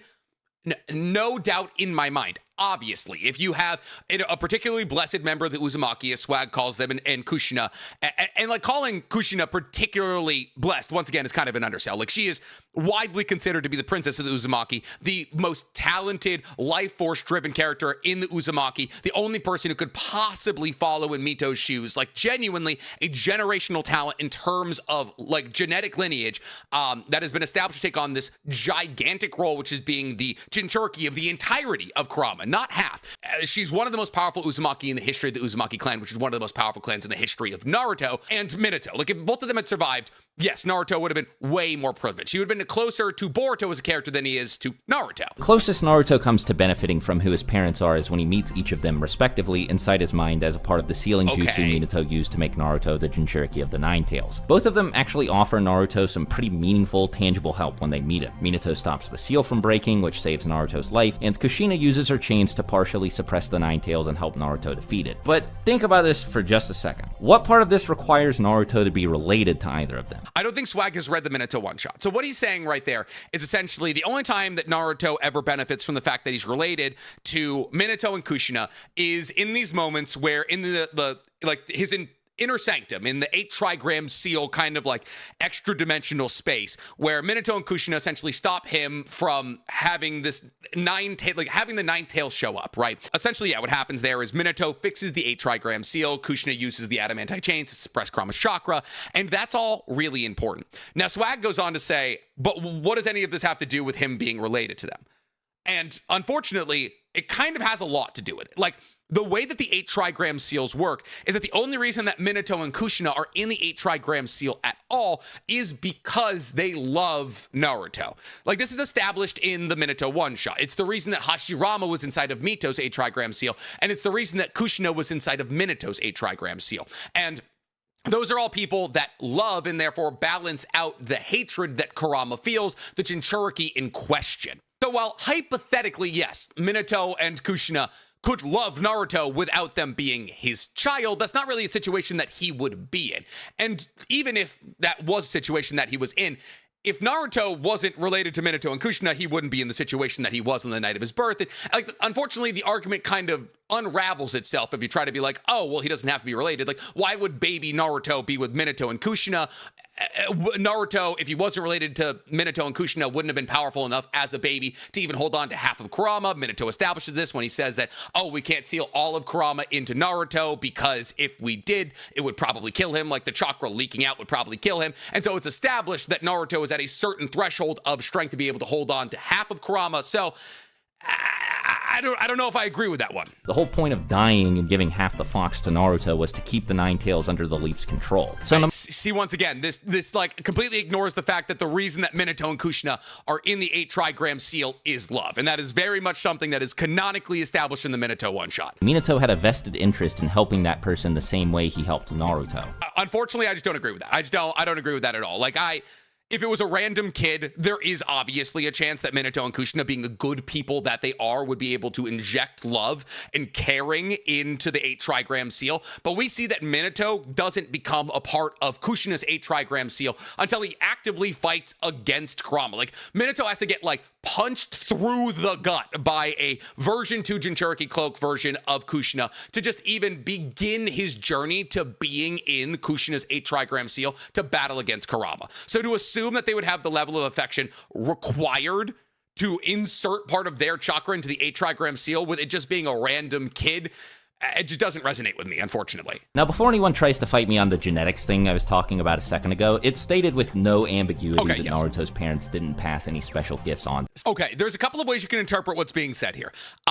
So even though his paw is a sage of 6 paths, so basically what Naruto is talking about with Hagoromo here is Hagoromo's telling Naruto about how, like, Indra and Asura's story, and about how Asura was born a dunce, even though, like, and Naruto's like, wow, how was he born a dunce? Like, that's ridiculous. Like, his dad was a sage of 6 paths. He should have been one of the most talented ninjas of all time. And so Hagoromo was like, perhaps this needs to be said, like, but no matter how exceptional both parents are, there's no guarantee one will inherit outright either of their abilities sound familiar. So basically what Hagoromo is saying to Naruto here is like, regardless of how powerful your parents are, there's no guarantee. There is no guarantee that you will get their strength. And absolutely, you can 100% use these manga panels as a way to be like, look, if Hagoromo, the sage of 6 paths, says that your parentage doesn't have anything to do with your power, that, I mean, like, who are we to argue with the quite literal god of shinobi, the guy who made ninjutsu a possibility? But at the end of the day, there is so much evidence to fly directly in the face of this claim from Hagoromo.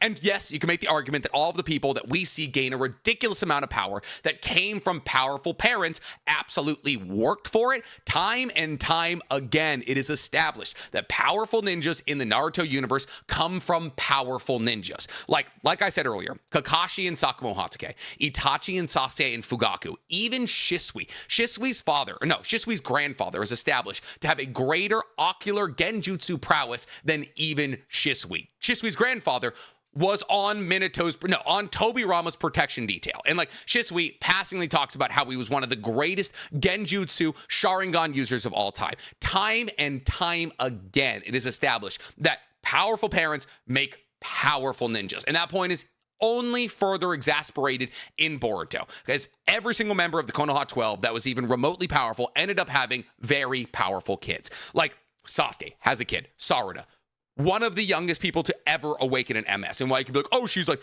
a pseudo MC of the next generation. Of course she's going to be ridiculously powerful. At the same time, it just serves the purpose that, like, hey, powerful parents make powerful ninjas. And what Hagoromo is saying, that's not the case. We cannot ignore the mountain of evidence that we have to prove this exact point. Orochimaru makes this point for me all the time, actually. Pretty much every time he interacts with Naruto, Orochimaru finds an opportunity to say something about how he's just not as good as Sasuke is. He witnesses the power of the Nine Tails on 2 separate occasions and never once considers stealing Naruto's body. Yes, absolutely. Orochimaru has less interest in Naruto than he has in Sasuke or even Itachi, but that's less because Orochimaru isn't interested in Naruto as a person, and more because Orochimaru is interested in the Sharingan. Like, it's time and time again established that Orochimaru finds Itachi and Sasuke as perfect vessels because of their ridiculously powerful Sharingans. It's not that Naruto has less genetic potential than Sasuke and Itachi, it's just that Sasuke and Itachi have a dojutsu that Orochimaru is interested in. She first meets him, Tsunade doesn't seem to think much of Naruto either, and she's floored when she sees him perform the Rasengan for the first time. It's actually revealed later that Tsunade knows who his parents are too. First off, man, peak Tsunade, my god. Second off, okay, absolutely. In this moment in time, Tsunade is absolutely denigrating Naruto. She says he has no potential. She's surprised when he uses the Rasengan. But I feel like talking about Tsunade in this context kind of is disingenuous to her character arc, because obviously this is the introduction of Tsunade as a character, right? And this is the lowest Tsunade's ever been. Tsunade at this moment is drinking every day. She's gambling away all her money. She's pissing away the potential that she could possibly have. Like, this is as low as Tsunade gets as a character. To say that Tsunade doesn't see the potential in Naruto because Naruto is an unimpressive person, to me, I don't know. It just doesn't resonate with me correctly, because, like, that has less to do with who Naruto is in this moment in time and more to do with Tsunade's character development arc. Like, Tsunade is a pessimist at this time. Tsunade doesn't see any purpose in living. She's afraid of blood. She refuses to heal. She refuses to come back to the village to become the 5th Hokage, even though the village needs her desperately. So, like, her being cruel to Naruto here, to me, isn't an indicator that Naruto is unimpressive as a potential, like, incredibly powerful ninja. It's more like a view into who Tsunade and, like, who was at this moment and how she's feeling. In the three-way deadlock, Jiraiya and Orochimaru speak briefly about Naruto. In this conversation, Orochimaru says, to quote him directly, "My ability to recognize talent is unrivaled. In my eyes, that kid is nothing but mediocre." Jiraiya, one of the only people in the series who actually knows that Naruto is the son of the 4th Hokage, doesn't respond by saying something like, well, he actually does have talent, you just don't know him, or whatever. He agrees with Orochimaru and explains that this is exactly why he wants to train Naruto. Once again, unfortunately, this is kind of like a thing that I've been talking about throughout the duration of this video, where, like, we're using part 1 conversations and all that to try and build out the idea that Naruto has always been an underdog. I don't think anybody's going to sit here and disagree with the fact that in this moment, Naruto is absolutely an underdog, because this is still early Naruto. And I'll sit here and tell you all day long that in this moment, and for the entirety of part 1 of Naruto was an underdog, and it was an underdog story. It's the events that come after this moment that unfortunately fly in the face of that, right? So I agree with what Swag is saying here. Like, absolutely. Like, yes, we are establishing right now that Naruto's got a boring training, like is boring training a natural talent. He's talking about this from experience because he's trained Nagato. So rather he would rather train somebody who has no natural talents. And that's what we're talking about Naruto as, somebody who has no natural talents. But once again, that's kind of building out the point that I'm trying to make, is that in the beginning of the story, we're building out an underdog story that's unfortunately squashed thematically down the line. Orochimaru assumes that this is because Jiraiya wants a student he sees himself in, one who reminds him of a younger Jiraiya, who, by the way, is implied over and over was a dunce in his youth the same way Naruto was, and eventually became one of the most powerful ninja in the world. Now, you can try to rationalize this all you want. Maybe Jiraiya was just going along with whatever Orochimaru was saying to keep him from realizing that Naruto was the son of the 4th Hokage, or whatever. But unfortunately, drawing connections between Jiraiya and Naruto also kind of proves my point, because if we're saying that Naruto and Jiraiya have been on similar character paths, Jiraiya dying in a fight against Nagato when Naruto should have died in a fight against Nagato kind of proves that the genetic advantages and the things that Naruto was born with are what allowed Naruto to, like, win in that fight. And while Swag absolutely conceded that, like, it was Kurama that saves Naruto's life in the battle against Nagato, Naruto's active comparisons to Jiraiya and the fact that they were both dunces and they were both the losers in their groups unfortunately kind of substantiates the point that Naruto's advantages are what makes him more special than Jiraiya. So let's move on to the last supposed source of Naruto's privilege, the fact that he's a reincarnation of Ashura Otsutsuki, one of the 2 sons of the Sage of 6 Paths. Now, at first glance, I'll admit this seems pretty damning. It's kind of Chosen One-esque, or it at least appears that way. I mean, it's not Chosen One-esque. Like, it is literally he is the chosen one. Like, they're saying, like, hey, in every generation there is a reincarnation of 2 children of God. Ashura and Indra are full stop the children of God. Like, Hagoromo is considered the god of shinobi. He is an extra-dimensional entity that's able to infinitely power himself with the power of essentially ninja heaven in the Pure Lands, and he's able to give abilities to Naruto and Sasuke that Naruto and Sasuke don't work for, and Indra and Ashura are his children. Like, they're the children of God, and they reincarnate in every generation, and every reincarnation we've ever seen of Indra and Ashura have been uniquely powerful ninjas who mirror the powers of Asura and Indra. This only proves, if anything, the opposite. The first thing we need to establish about this whole thing is that it isn't some kind of prophetic cosmic plot armor that ensures Naruto's survival or success or whatever. When he learns— See, this is unfortunately a point that a lot of people make, and it's another one of those things where we ignore a mountain of evidence to hyper focus on one thing that the manga has told us. So a lot of people are going to say that the only thing that you get from being an Asura or Indra reincarnation is that you have to fight against the other reincarnation. So all that you get from being an Asura or Indra reincarnation is that you have to battle against the other person that is reincarnated. So Sasuke has to battle against Naruto. Hashirama has to battle against Madara. It's that easy. Like, that's all that you'll ever get. But at the end of the day, we are 4 for 4 in both Sasuke, Madara, Hashirama, and Naruto, all being exact copy and paste replicas of the people that they are reincarnated from. The only difference, truly, is that Hashirama does not use the Rasengan, something that, albeit in filler, it's established that Asura created. So, like, yes, hypothetically, the only thing that you get from being an Indra or Asura reincarnation is the guarantee to fight against the person that you've reincarnated with. But who cares? Like, if Hashirama and Naruto, who are Asura reincarnations, have ridiculously high life force and an insane amount of chakra, okay? Cool. Easy. Super easy. Naruto is as close to Asura as we're going to get. Sasuke and Madara are also carbon copies of Indra. They have a very similar Susanoo. They both awaken to the EMS. Like, it is as carbon copied as you get. So to assume that being an Indra and Asura reincarnation has nothing to do with that, to me, feels disingenuous. Hagoromo also tells him that he, as in, like, Hagoromo himself, can't do anything to affect the outside world, and that Naruto and Sasuke's survival depends on other people. This means that if not for the help that they each received from Minato and Kabuto respectively, plus some other people like Sakura and Karin, they would have died here with— Plus some other people. Sakura manually pumped Naruto's heart for like 10 minutes. Come on, give her flowers. Or anyone tries to say this, no, it wasn't guaranteed by fate or whatever that Naruto and Sasuke would be saved either. That doesn't make any sense. Hagoromo would have just said so if that were the case, and it's been shown that that's not how this works anyway. Hashirama, for example, the previous reincarnation of Ashura, was killed in a war he spent most of his tenure as Hokage trying to prevent, and he died like 80 years or something before Madara did, without really doing anything to stop Madara or save. Yeah, fate doesn't necessarily dictate that Ashura and Indra reincarnations need to die at the same time, but it does dictate that they need to be born at the same time, right?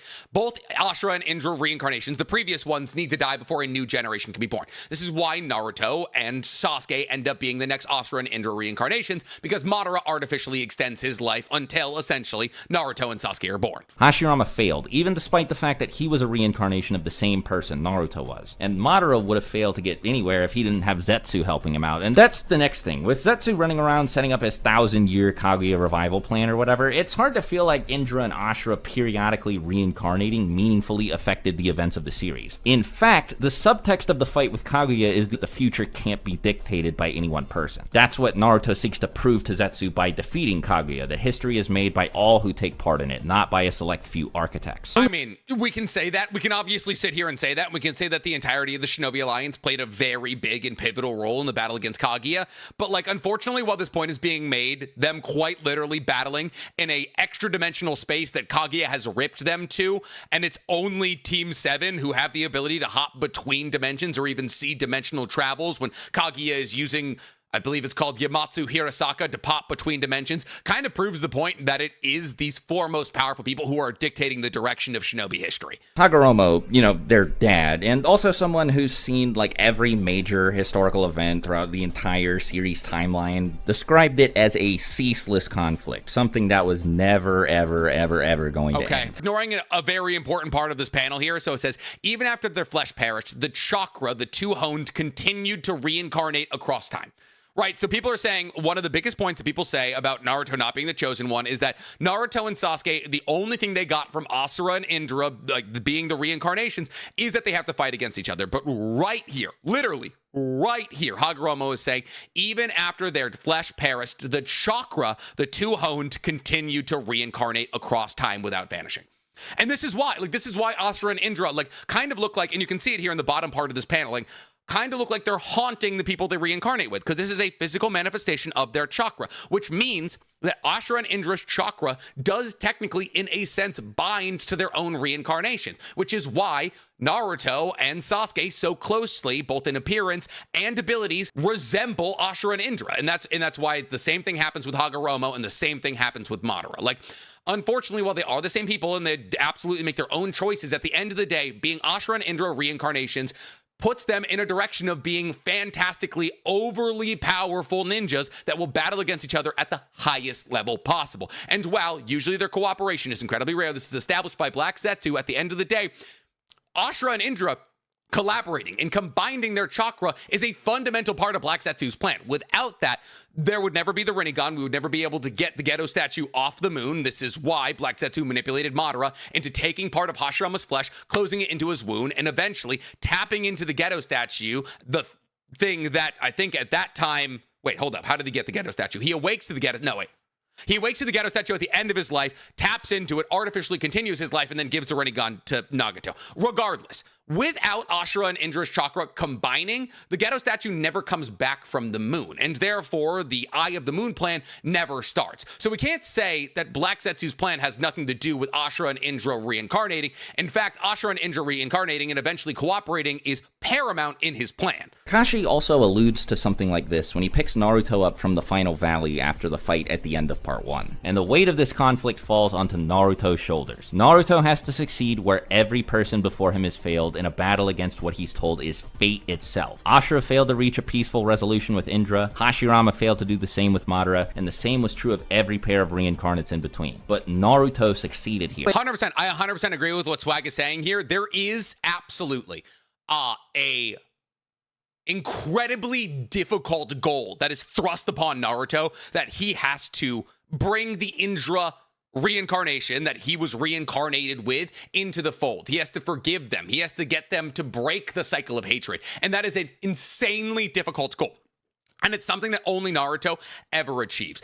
And that's kind of the difference in what I'm talking about here. I never said that ideologically Naruto isn't a underdog. The things that Naruto has to accomplish in the face of overwhelming odds are very difficult. I'm saying fundamentally his powers are given to him. From a power perspective, he's not an underdog. But the things that he has to accomplish, the fact that he has to be the first person in a 1,000-year history of reincarnations to bring the Indra reincarnation back into the fold, that is a monstrously difficult task. The first is that fate doesn't actually exist in the world of Naruto, and that being Asura reincarnated had no bearing on Naruto's life or achievements, or that fate does exist, but Naruto had to succeed in spite of it. In either case, this whole Neji was right business is nonsense. Fate absolutely does exist, right? Fate absolutely, in all contexts, fate exists in the Naruto universe. Destiny and fate exist. There is, throughout the entirety of the conversation around Naruto and Sasuke being reincarnations, the concept of fate is introduced because they are fated to battle against each other. I mean, that is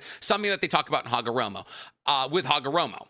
Now, as a matter of having to succeed in spite of it, that I agree with a little bit. But at the end of the day, we can say that Naruto is fated to battle against the Indra reincarnation of his time, which ends up being Sasuke. And they're fated to never, ever succeed in mending the giant hole between them. However, that also flies in the face of Naruto being the child of prophecy who's supposed to bring peace on Earth, right? So if Naruto kind of has two different fates. He has the fate of being in a ceaseless cycle of violence against Sasuke, but he also has the fate of being the child of prophecy who brings peace to the entirety of the ninja world. So which of these two fates overpowers each other, and at the end of the day, it's the child of prophecy fate. This is a key aspect of Naruto's character throughout the series, and it's something I often see people ignore. Naruto expects a lot of himself, more than most people do, and more than most people in his position often. I don't know. Kiba also thinks he's going to be the Hokage, right? There's plenty of characters who think they're going to be the Hokage. Konohamaru thinks he's going to be the Hokage. Kiba thinks he's going to be the Hokage. I wouldn't say that Naruto expects more out of himself. I would say he works towards his goals harder than the other people who have the identical goals as him. This is highlighted time and time again as the single most prominent catalyst for his growth. The Shadow Clone Jutsu, the Rasengan, the Rasen Shuriken, Sage Mode, and the Tailed Beast Bomb are all things he's given reason to believe he can't learn. But unfortunately, every single one of these things is contingent on this first thing right here. So obviously Naruto does train very hard to learn the multi-Shadow Clone Jutsu. We don't know how long he trains in it. We know that he steals the Forbidden Scroll. Mizuki follows him out. He wants to get the Forbidden Scroll. Aruka follows him out. Obviously takes a big old shuriken to the back. But Naruto probably isn't training in the multi-Shadow Clone Jutsu for longer than a day. We see that he's worked ragged when Aruka and Mizuki stumble upon him here. But he definitely doesn't work on it for weeks at a time. Right? The Forbidden Scroll is identified to be stolen almost immediately. And Naruto only has the time that he's with the Forbidden Scroll to learn the multi-Shadow Clone Jutsu. And he spends the entirety of the time that he has with this Forbidden Scroll that has things like Edo Tensei and a bunch of the other Forbidden Jutsus of Konoha inside of it, only trying to learn the multi-Shadow Clone Jutsu. And he learns it pretty immediately. Unfortunately, every other one of these things he's only able to accomplish because of what he learns here, right? And he's able to pull this off because of the Uzumaki Chakra reserves that he has. He's able to learn Rasengan easier because he's able to use multiple people. He's able to use multiple Shadow Clones to apply Chakra, swirl it, add shape transformation. He's able to do this because he uses Shadow Clones to apply shape transformation, wind release, all that to his Rasen Shuriken. He learns Sage Mode because he can have multiple clones trying to pull in nature energy. And if they pull in too much nature energy, they turn into stones, but that doesn't affect Naruto, right? Same thing with KC, well, not necessarily KCM1 he's able to accomplish because he uses multiple Shadow Clones to beat Kurama in a fight. So unfortunately, it is his genetic predisposition that gives him access to the thing that makes all of these other accomplishments significantly easier. It's an extremely good chance he failed many times before pulling it off, because when Iruka found him, Naruto hadn't even started practicing the second jutsu listed on the scroll. He literally couldn't perform the Rasengan properly when he first learned it, because he wasn't talented enough. Okay, but saying that Naruto couldn't perform the Rasengan correctly when he first tried it because he wasn't talented is kind of insane. That's kind of that's kind of wild to me because, one, this is an A-rank jutsu. Two, this is a Genin. This is a Genin trying to learn an A-rank jutsu that was created by his father, mind you. So, if anybody would have a genetic predisposition to being able to pull off this jutsu, it should be Naruto. And three, this is a jutsu that took Minato, one of the most talented ninjas, the person who graduated top of his Shinobi Academy, held the record in the Forest of Death 3 years to create.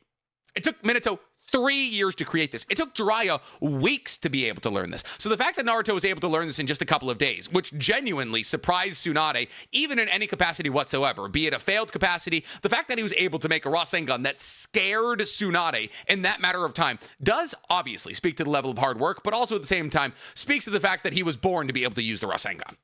He was unable to overcome for years. Rather than accept this though, because Naruto works backward from the conclusion that he will succeed, he found a workaround and mastered the jutsu anyway, 100%. Despite the fact that, like I said, he wasn't talented enough to perform it normally. The same thing happened with the Rasen Shuriken. Combining a nature transformation with the Rasengan was said to be impossible, and Naruto couldn't do it normally, but because of how committed he was, he found a workaround that took advantage of skills he already had. The same thing. Exactly. Skills that he already had that unfortunately tie their roots back to, things that he was born with. But absolutely, 100% Naruto, why is this half in Japanese and half in English? 100% Naruto works ridiculously hard for everything that he has, using the assets that he has access to. But unfortunately, the assets that he has access to are different from the assets that other people have access to. Like I said, this doesn't just apply to his approach to learning ninjutsu. Naruto never settles for less than the best outcome he thinks he can achieve no matter what he's doing. He never goes back on his word, that whole thing. Now, this is actually really important, so important that it's arguably the thematic foundation of the entire series. Yeah. I'm not going to discuss this in as much detail as I could, but one of the concepts explored by the series' first arc, the Land of Waves, is the potential impact. The cover art used to be so hard, dude. The cover art used to be so hard. I appreciate that this is no longer the art direction of Naruto, but something about it just brings me back. Of an individual's core philosophy and ideals. Zabuza basically tries to tell Naruto that having greater ambitions beyond the scope of the individual is a privilege not afforded to shinobi. All they should be concerned with is being powerful enough to carry out the orders given to them by people with the resources and influence necessary to make their ambitions a reality. In this case, for example, Tazuna and Gato are using ninja as proxies parties in an ideological battle to see which of their ambitions come to fruition. And all that really matters is which side has the better ninja. That's fair. That's a really good point. That's actually a really good summation of the Land of Waves arc. Like, absolutely. Tazuna, Gato, both hire ninjas to either get the bridge completed or get the bridge not built. I wouldn't say it's ideological. I'd say it's more financial, but yeah, 100%. People will treat Naruto saving the world like it was a total layup just because he was powerful, which completely ignores all of the non-combat situations he had to successfully navigate to do so. 100%. Naruto comes to embody Zabuza and Haku's ideal vision of a ninja when he leans on Kurama's power and nearly kills Haku during the battle on the bridge. And like I said during the Nine-Tails section of the video, Naruto's not supposed to look admirable here. He even catches that what he's doing is wrong, that he shouldn't strive to be an emotionless killer focused primarily on his mission objective. This battle with Haku is pretty much completely irrelevant since Kakashi ends up killing him anyway. I wouldn't say that at all. I wouldn't say this is an irrelevant battle. At the point that Naruto stops his punch, Haku was all but defeated. And while Haku does have the speed and the energy to be able to stop a Chidori, or I guess a Raikiri from Kakashi, which is very impressive, at this point in time, it was well established that if that fight continued, Naruto would come out victorious. So I don't know if that is, to call it irrelevant is a bit of a stretch just because Haku died elsewhere. Where Naruto really makes a difference is in his ideological confrontation with Zabuza, where he forces Zabuza to reconsider the way he treated Haku and his generally cynical worldview. Here, Naruto goes well above and beyond what's expected of him. We're even explicitly told that this is outside the scope of his mission objective, but because what Zabuza's been doing doesn't sit right with him, he feels compelled to do something anyway. Okay. The series is full of moments like these, and it's typically through these moments that Naruto most prominently affects the world around him. If Naruto hadn't gotten through to Zabuza or Inari... I'm struggling to see what this has to do with him being an underdog. Like, I understand, I guess, like, he's technically in a tough situation trying to change the ideology of a career-long assassin? Is that what we're building up here? And the rest of the residents of the Land of Waves, for that matter, he and the rest of Team 7 probably wouldn't have been able to take out Gato and the rest of his thugs when they showed up to the bridge. To provide some examples from elsewhere in the series, when he fights Neji and Gaara respectively, Naruto tries and succeeds to appeal to their humanity and save them from their cynicism the same... Okay, yeah, so what we're building up here is that technically, like, Naruto has always been the underdog of ideological struggles, and that I 100% resonate with. Naruto takes on some of the most difficult battles that one could possibly imagine. He tries to bring Gaara back in from the fold, Zabuza back in from the fold, Nagato back in from the fold. Really, the biggest times to me that resonate with the idea of Naruto being an underdog is talk no jutsu moments. Because I don't know if any of you have tried to change somebody's worldview through a conversation. It's a goddamn nightmare.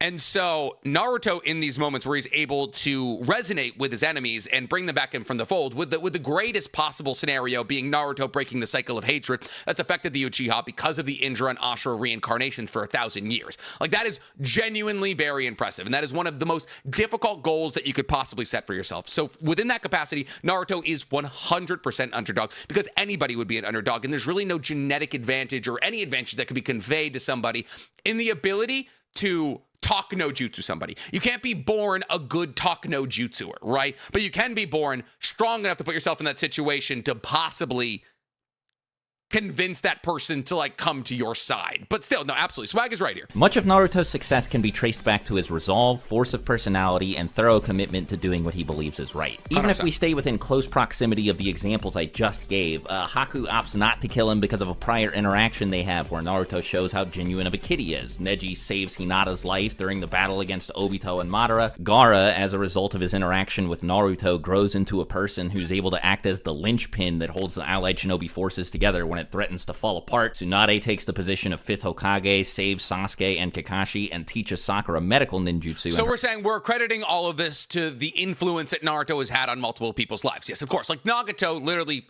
freely gives his own life to bring the entirety of Konoha that he eviscerated back to life because of what Naruto accomplished.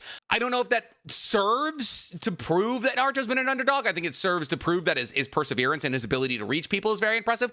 And that, like, ideologically, he always shoots for the furthest and best possible situation. Like, Naruto, I guess the best way to explain his ideological stance with the world is that he's kind of like an Undertale pacifist run, right? He never wants to kill anybody unnecessarily. He wants to achieve the best possible scenario and situation for success. And that's actually why the Boruto manga is so interesting right now, because actively, Shikamaru as Hokage is rallying against that idea, and that's why I think Boruto is about to absolutely cook up in the manga. This is my go read Boruto tidbit. Anyways, so what Naruto is constantly trying to accomplish is very impressive.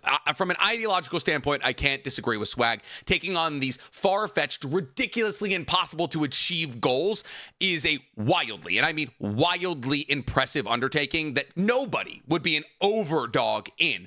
But that's not the point that a lot of people online are making about Naruto. None of this stuff has anything to do with Naruto's genes or any gifts bestowed upon him, and as I discussed earlier, this can't be due to the fact that he was reincarnated from Ashura's soul. Ashura couldn't reach Indra, and Hashirama gave up on Madara. Naruto and Sasuke were, if anything... No, okay, I understand what he's saying here. He's saying that Naruto's ability to reach these people doesn't tie its roots back to any genetic predisposition or any, like the fact that he's a Asura reincarnation. That is 100% fair. It truly is. Because like I said earlier, there's no genetic predisposition for talk no jutsu. That is absolutely a fundament of who Naruto is. That is Naruto as a character, and that is his most shining and strongest ability, his ability to reach out to people. But once again, that's not the point that people are making online. Like, Naruto persevering in the face of overwhelming goals is absolutely a part of Naruto's character throughout the entirety of Naruto. I've never said that Naruto, doesn't have the ability to overcome ridiculously oppressive odds, but his strength, I've always talked about, and I'd reckon that the majority of the people online who are making the same point that I'm making, saying that his strength and like a lot of the things that he was able to accomplish from a strength perspective come from facets that don't necessarily bring their roots back to hard work. Fated to battle to the death, but Naruto's compassion and resolve were strong enough to overcome this. In no respect were any of his accomplishments handed to him. They were all hard-earned and came as a result of Naruto consistently giving 100% no matter what he's doing and refusing to compromise on any of his principles. That's why the conversation is murky, right? Because Swag's not wrong there. Swag isn't wrong there at all. 100% everything that Naruto ever accomplished has to do with how hard he worked at it. But also, there's the aspect that, like, he has multi-shadow clone jutsu, Uzumaki Chakra, is the chosen one, is Asura reincarnation, is the child of prophecy, has Minato as a father, so on and so forth. Yang power he got from Hagoromo came with the acknowledgement that he'd proven he deserved it, and with it, he also inherited the responsibility of saving the world and ending the, up until then, ceaseless cycle of violence between Indra and Ashura. Naruto had to answer for... You can make that point. You can say that, yes, Naruto got the Yang side of the chakra because he deserved it, but at the same time, Hagoromo had a vested interest in making sure that the Earth that he is quite literally the progenitor of wasn't destroyed in another infinite Tsukiyomi situation, right? Like, Hagoromo had a vested interest in making sure that Madara, and therefore by extension Kaguya, his mother, was not successful in the conclusion of the Fourth Great Shinobi World War. And so Hagoromo would absolutely reach out in the most dire situation that Earth has ever seen, something that he feels partially responsible for, to give as much power to the two people that he believes puts humanity in the best possible situation for victory. You know what I'm talking about? Like, yes, absolutely, it's established that Naruto gets this power because he deserves it, but at the same time, Hagoromo has a vested interest of the side of the Shinobi Alliance, so he would give power to the people he believes stands the best chance at winning it for the Shinobi Alliance, the people he wants to win, you know? I'll leave you guys with the following question. If Hashirama, who is also a reincarnate of Ashura, tamed all nine-tailed beasts, not just the Nine Tails, was born with significantly better gifts than Naruto, had the political influence that comes with being Hokage, it was born with significantly better gifts than Naruto's interesting to me. Because, well, yes, obviously Hashirama was born incredibly talented. A lot of Hashirama's, but we can't ignore the fact that Hashirama gained a lot of his powers and abilities over the fact that for the first 18 years of his life, he was in constant and perpetual battle against very strong enemies. Yes, you can talk on the fact that he was born with a certain amount of talents, and therefore that's why he survived these battles. When people like his brother, like Kurama and Butsuma, his father, died in the face of these battles because they weren't as talented as Hashirama. But I don't know. We can't ignore the fact that, Hashirama is a weapon that was sharpened in the bloodiest era in Naruto's history. Created the framework for the modern shinobi system, couldn't bring about world peace. How's it fair for us to expect Naruto, an orphan outcast with almost none of what Hashirama had, to succeed where he failed? 100% it's more impressive for Hashirama to accomplish that. It is. It truly is. I think that's the end of the video, right? Okay, good. 100% it's way more impressive for... I'm going to switch to full screen here. 100% it's way more impressive for Hashirama, or for Naruto to achieve that, to achieve more than Hashirama. That's undoubtedly true. Naruto achieved more than Hashirama. Even though Hashirama created the framework of the entire ninja world, like Swag touched on, that is very, very impressive from Naruto. But at the same time, the counter argument to that would be, hey, Naruto's a child of prophecy. Like, at the end of the day, it wasn't in the fated destiny cards for Hashirama to be the person who brings about world peace, right? Like, that's, to me, that seems like the most reasonable conclusion, but at the same time, Naruto does overcome a lot. But at the end of the day, that was a very, very good video from Swag. He articulated all of his points incredibly well. Fundamentally, I disagree with some of them, but at the end of the day, he does a great job of explaining it. And I think his stance on Naruto and Naruto not being an underdog is genuinely more exciting and more fun than my stance. Like, I do genuinely wish that I held that stance that Swag is explaining, and I would not fault anybody for going through with his ideological standpoint. Fantastic video from Swag here. I'm so excited to have him back. I'm so excited that he's making videos. The world is better when he's making content. The anime world is better when he's making content. He's truly one of the best orators, one of the best writers, one of the best content creators out doing it. He is a massive, massive inspiration for me. Yeah, let me know, guys, if you enjoyed this, if you want more of it. I'd love to make it for you. All love to each and every single one of you. And while I got you, please tell me about how much you love the video in the comments below. And while you're down there, for me, please like this video, subscribe to the page, and hit that noti bell. All right, I'm gonna go hang out with the chat that's hanging out with me live for a second.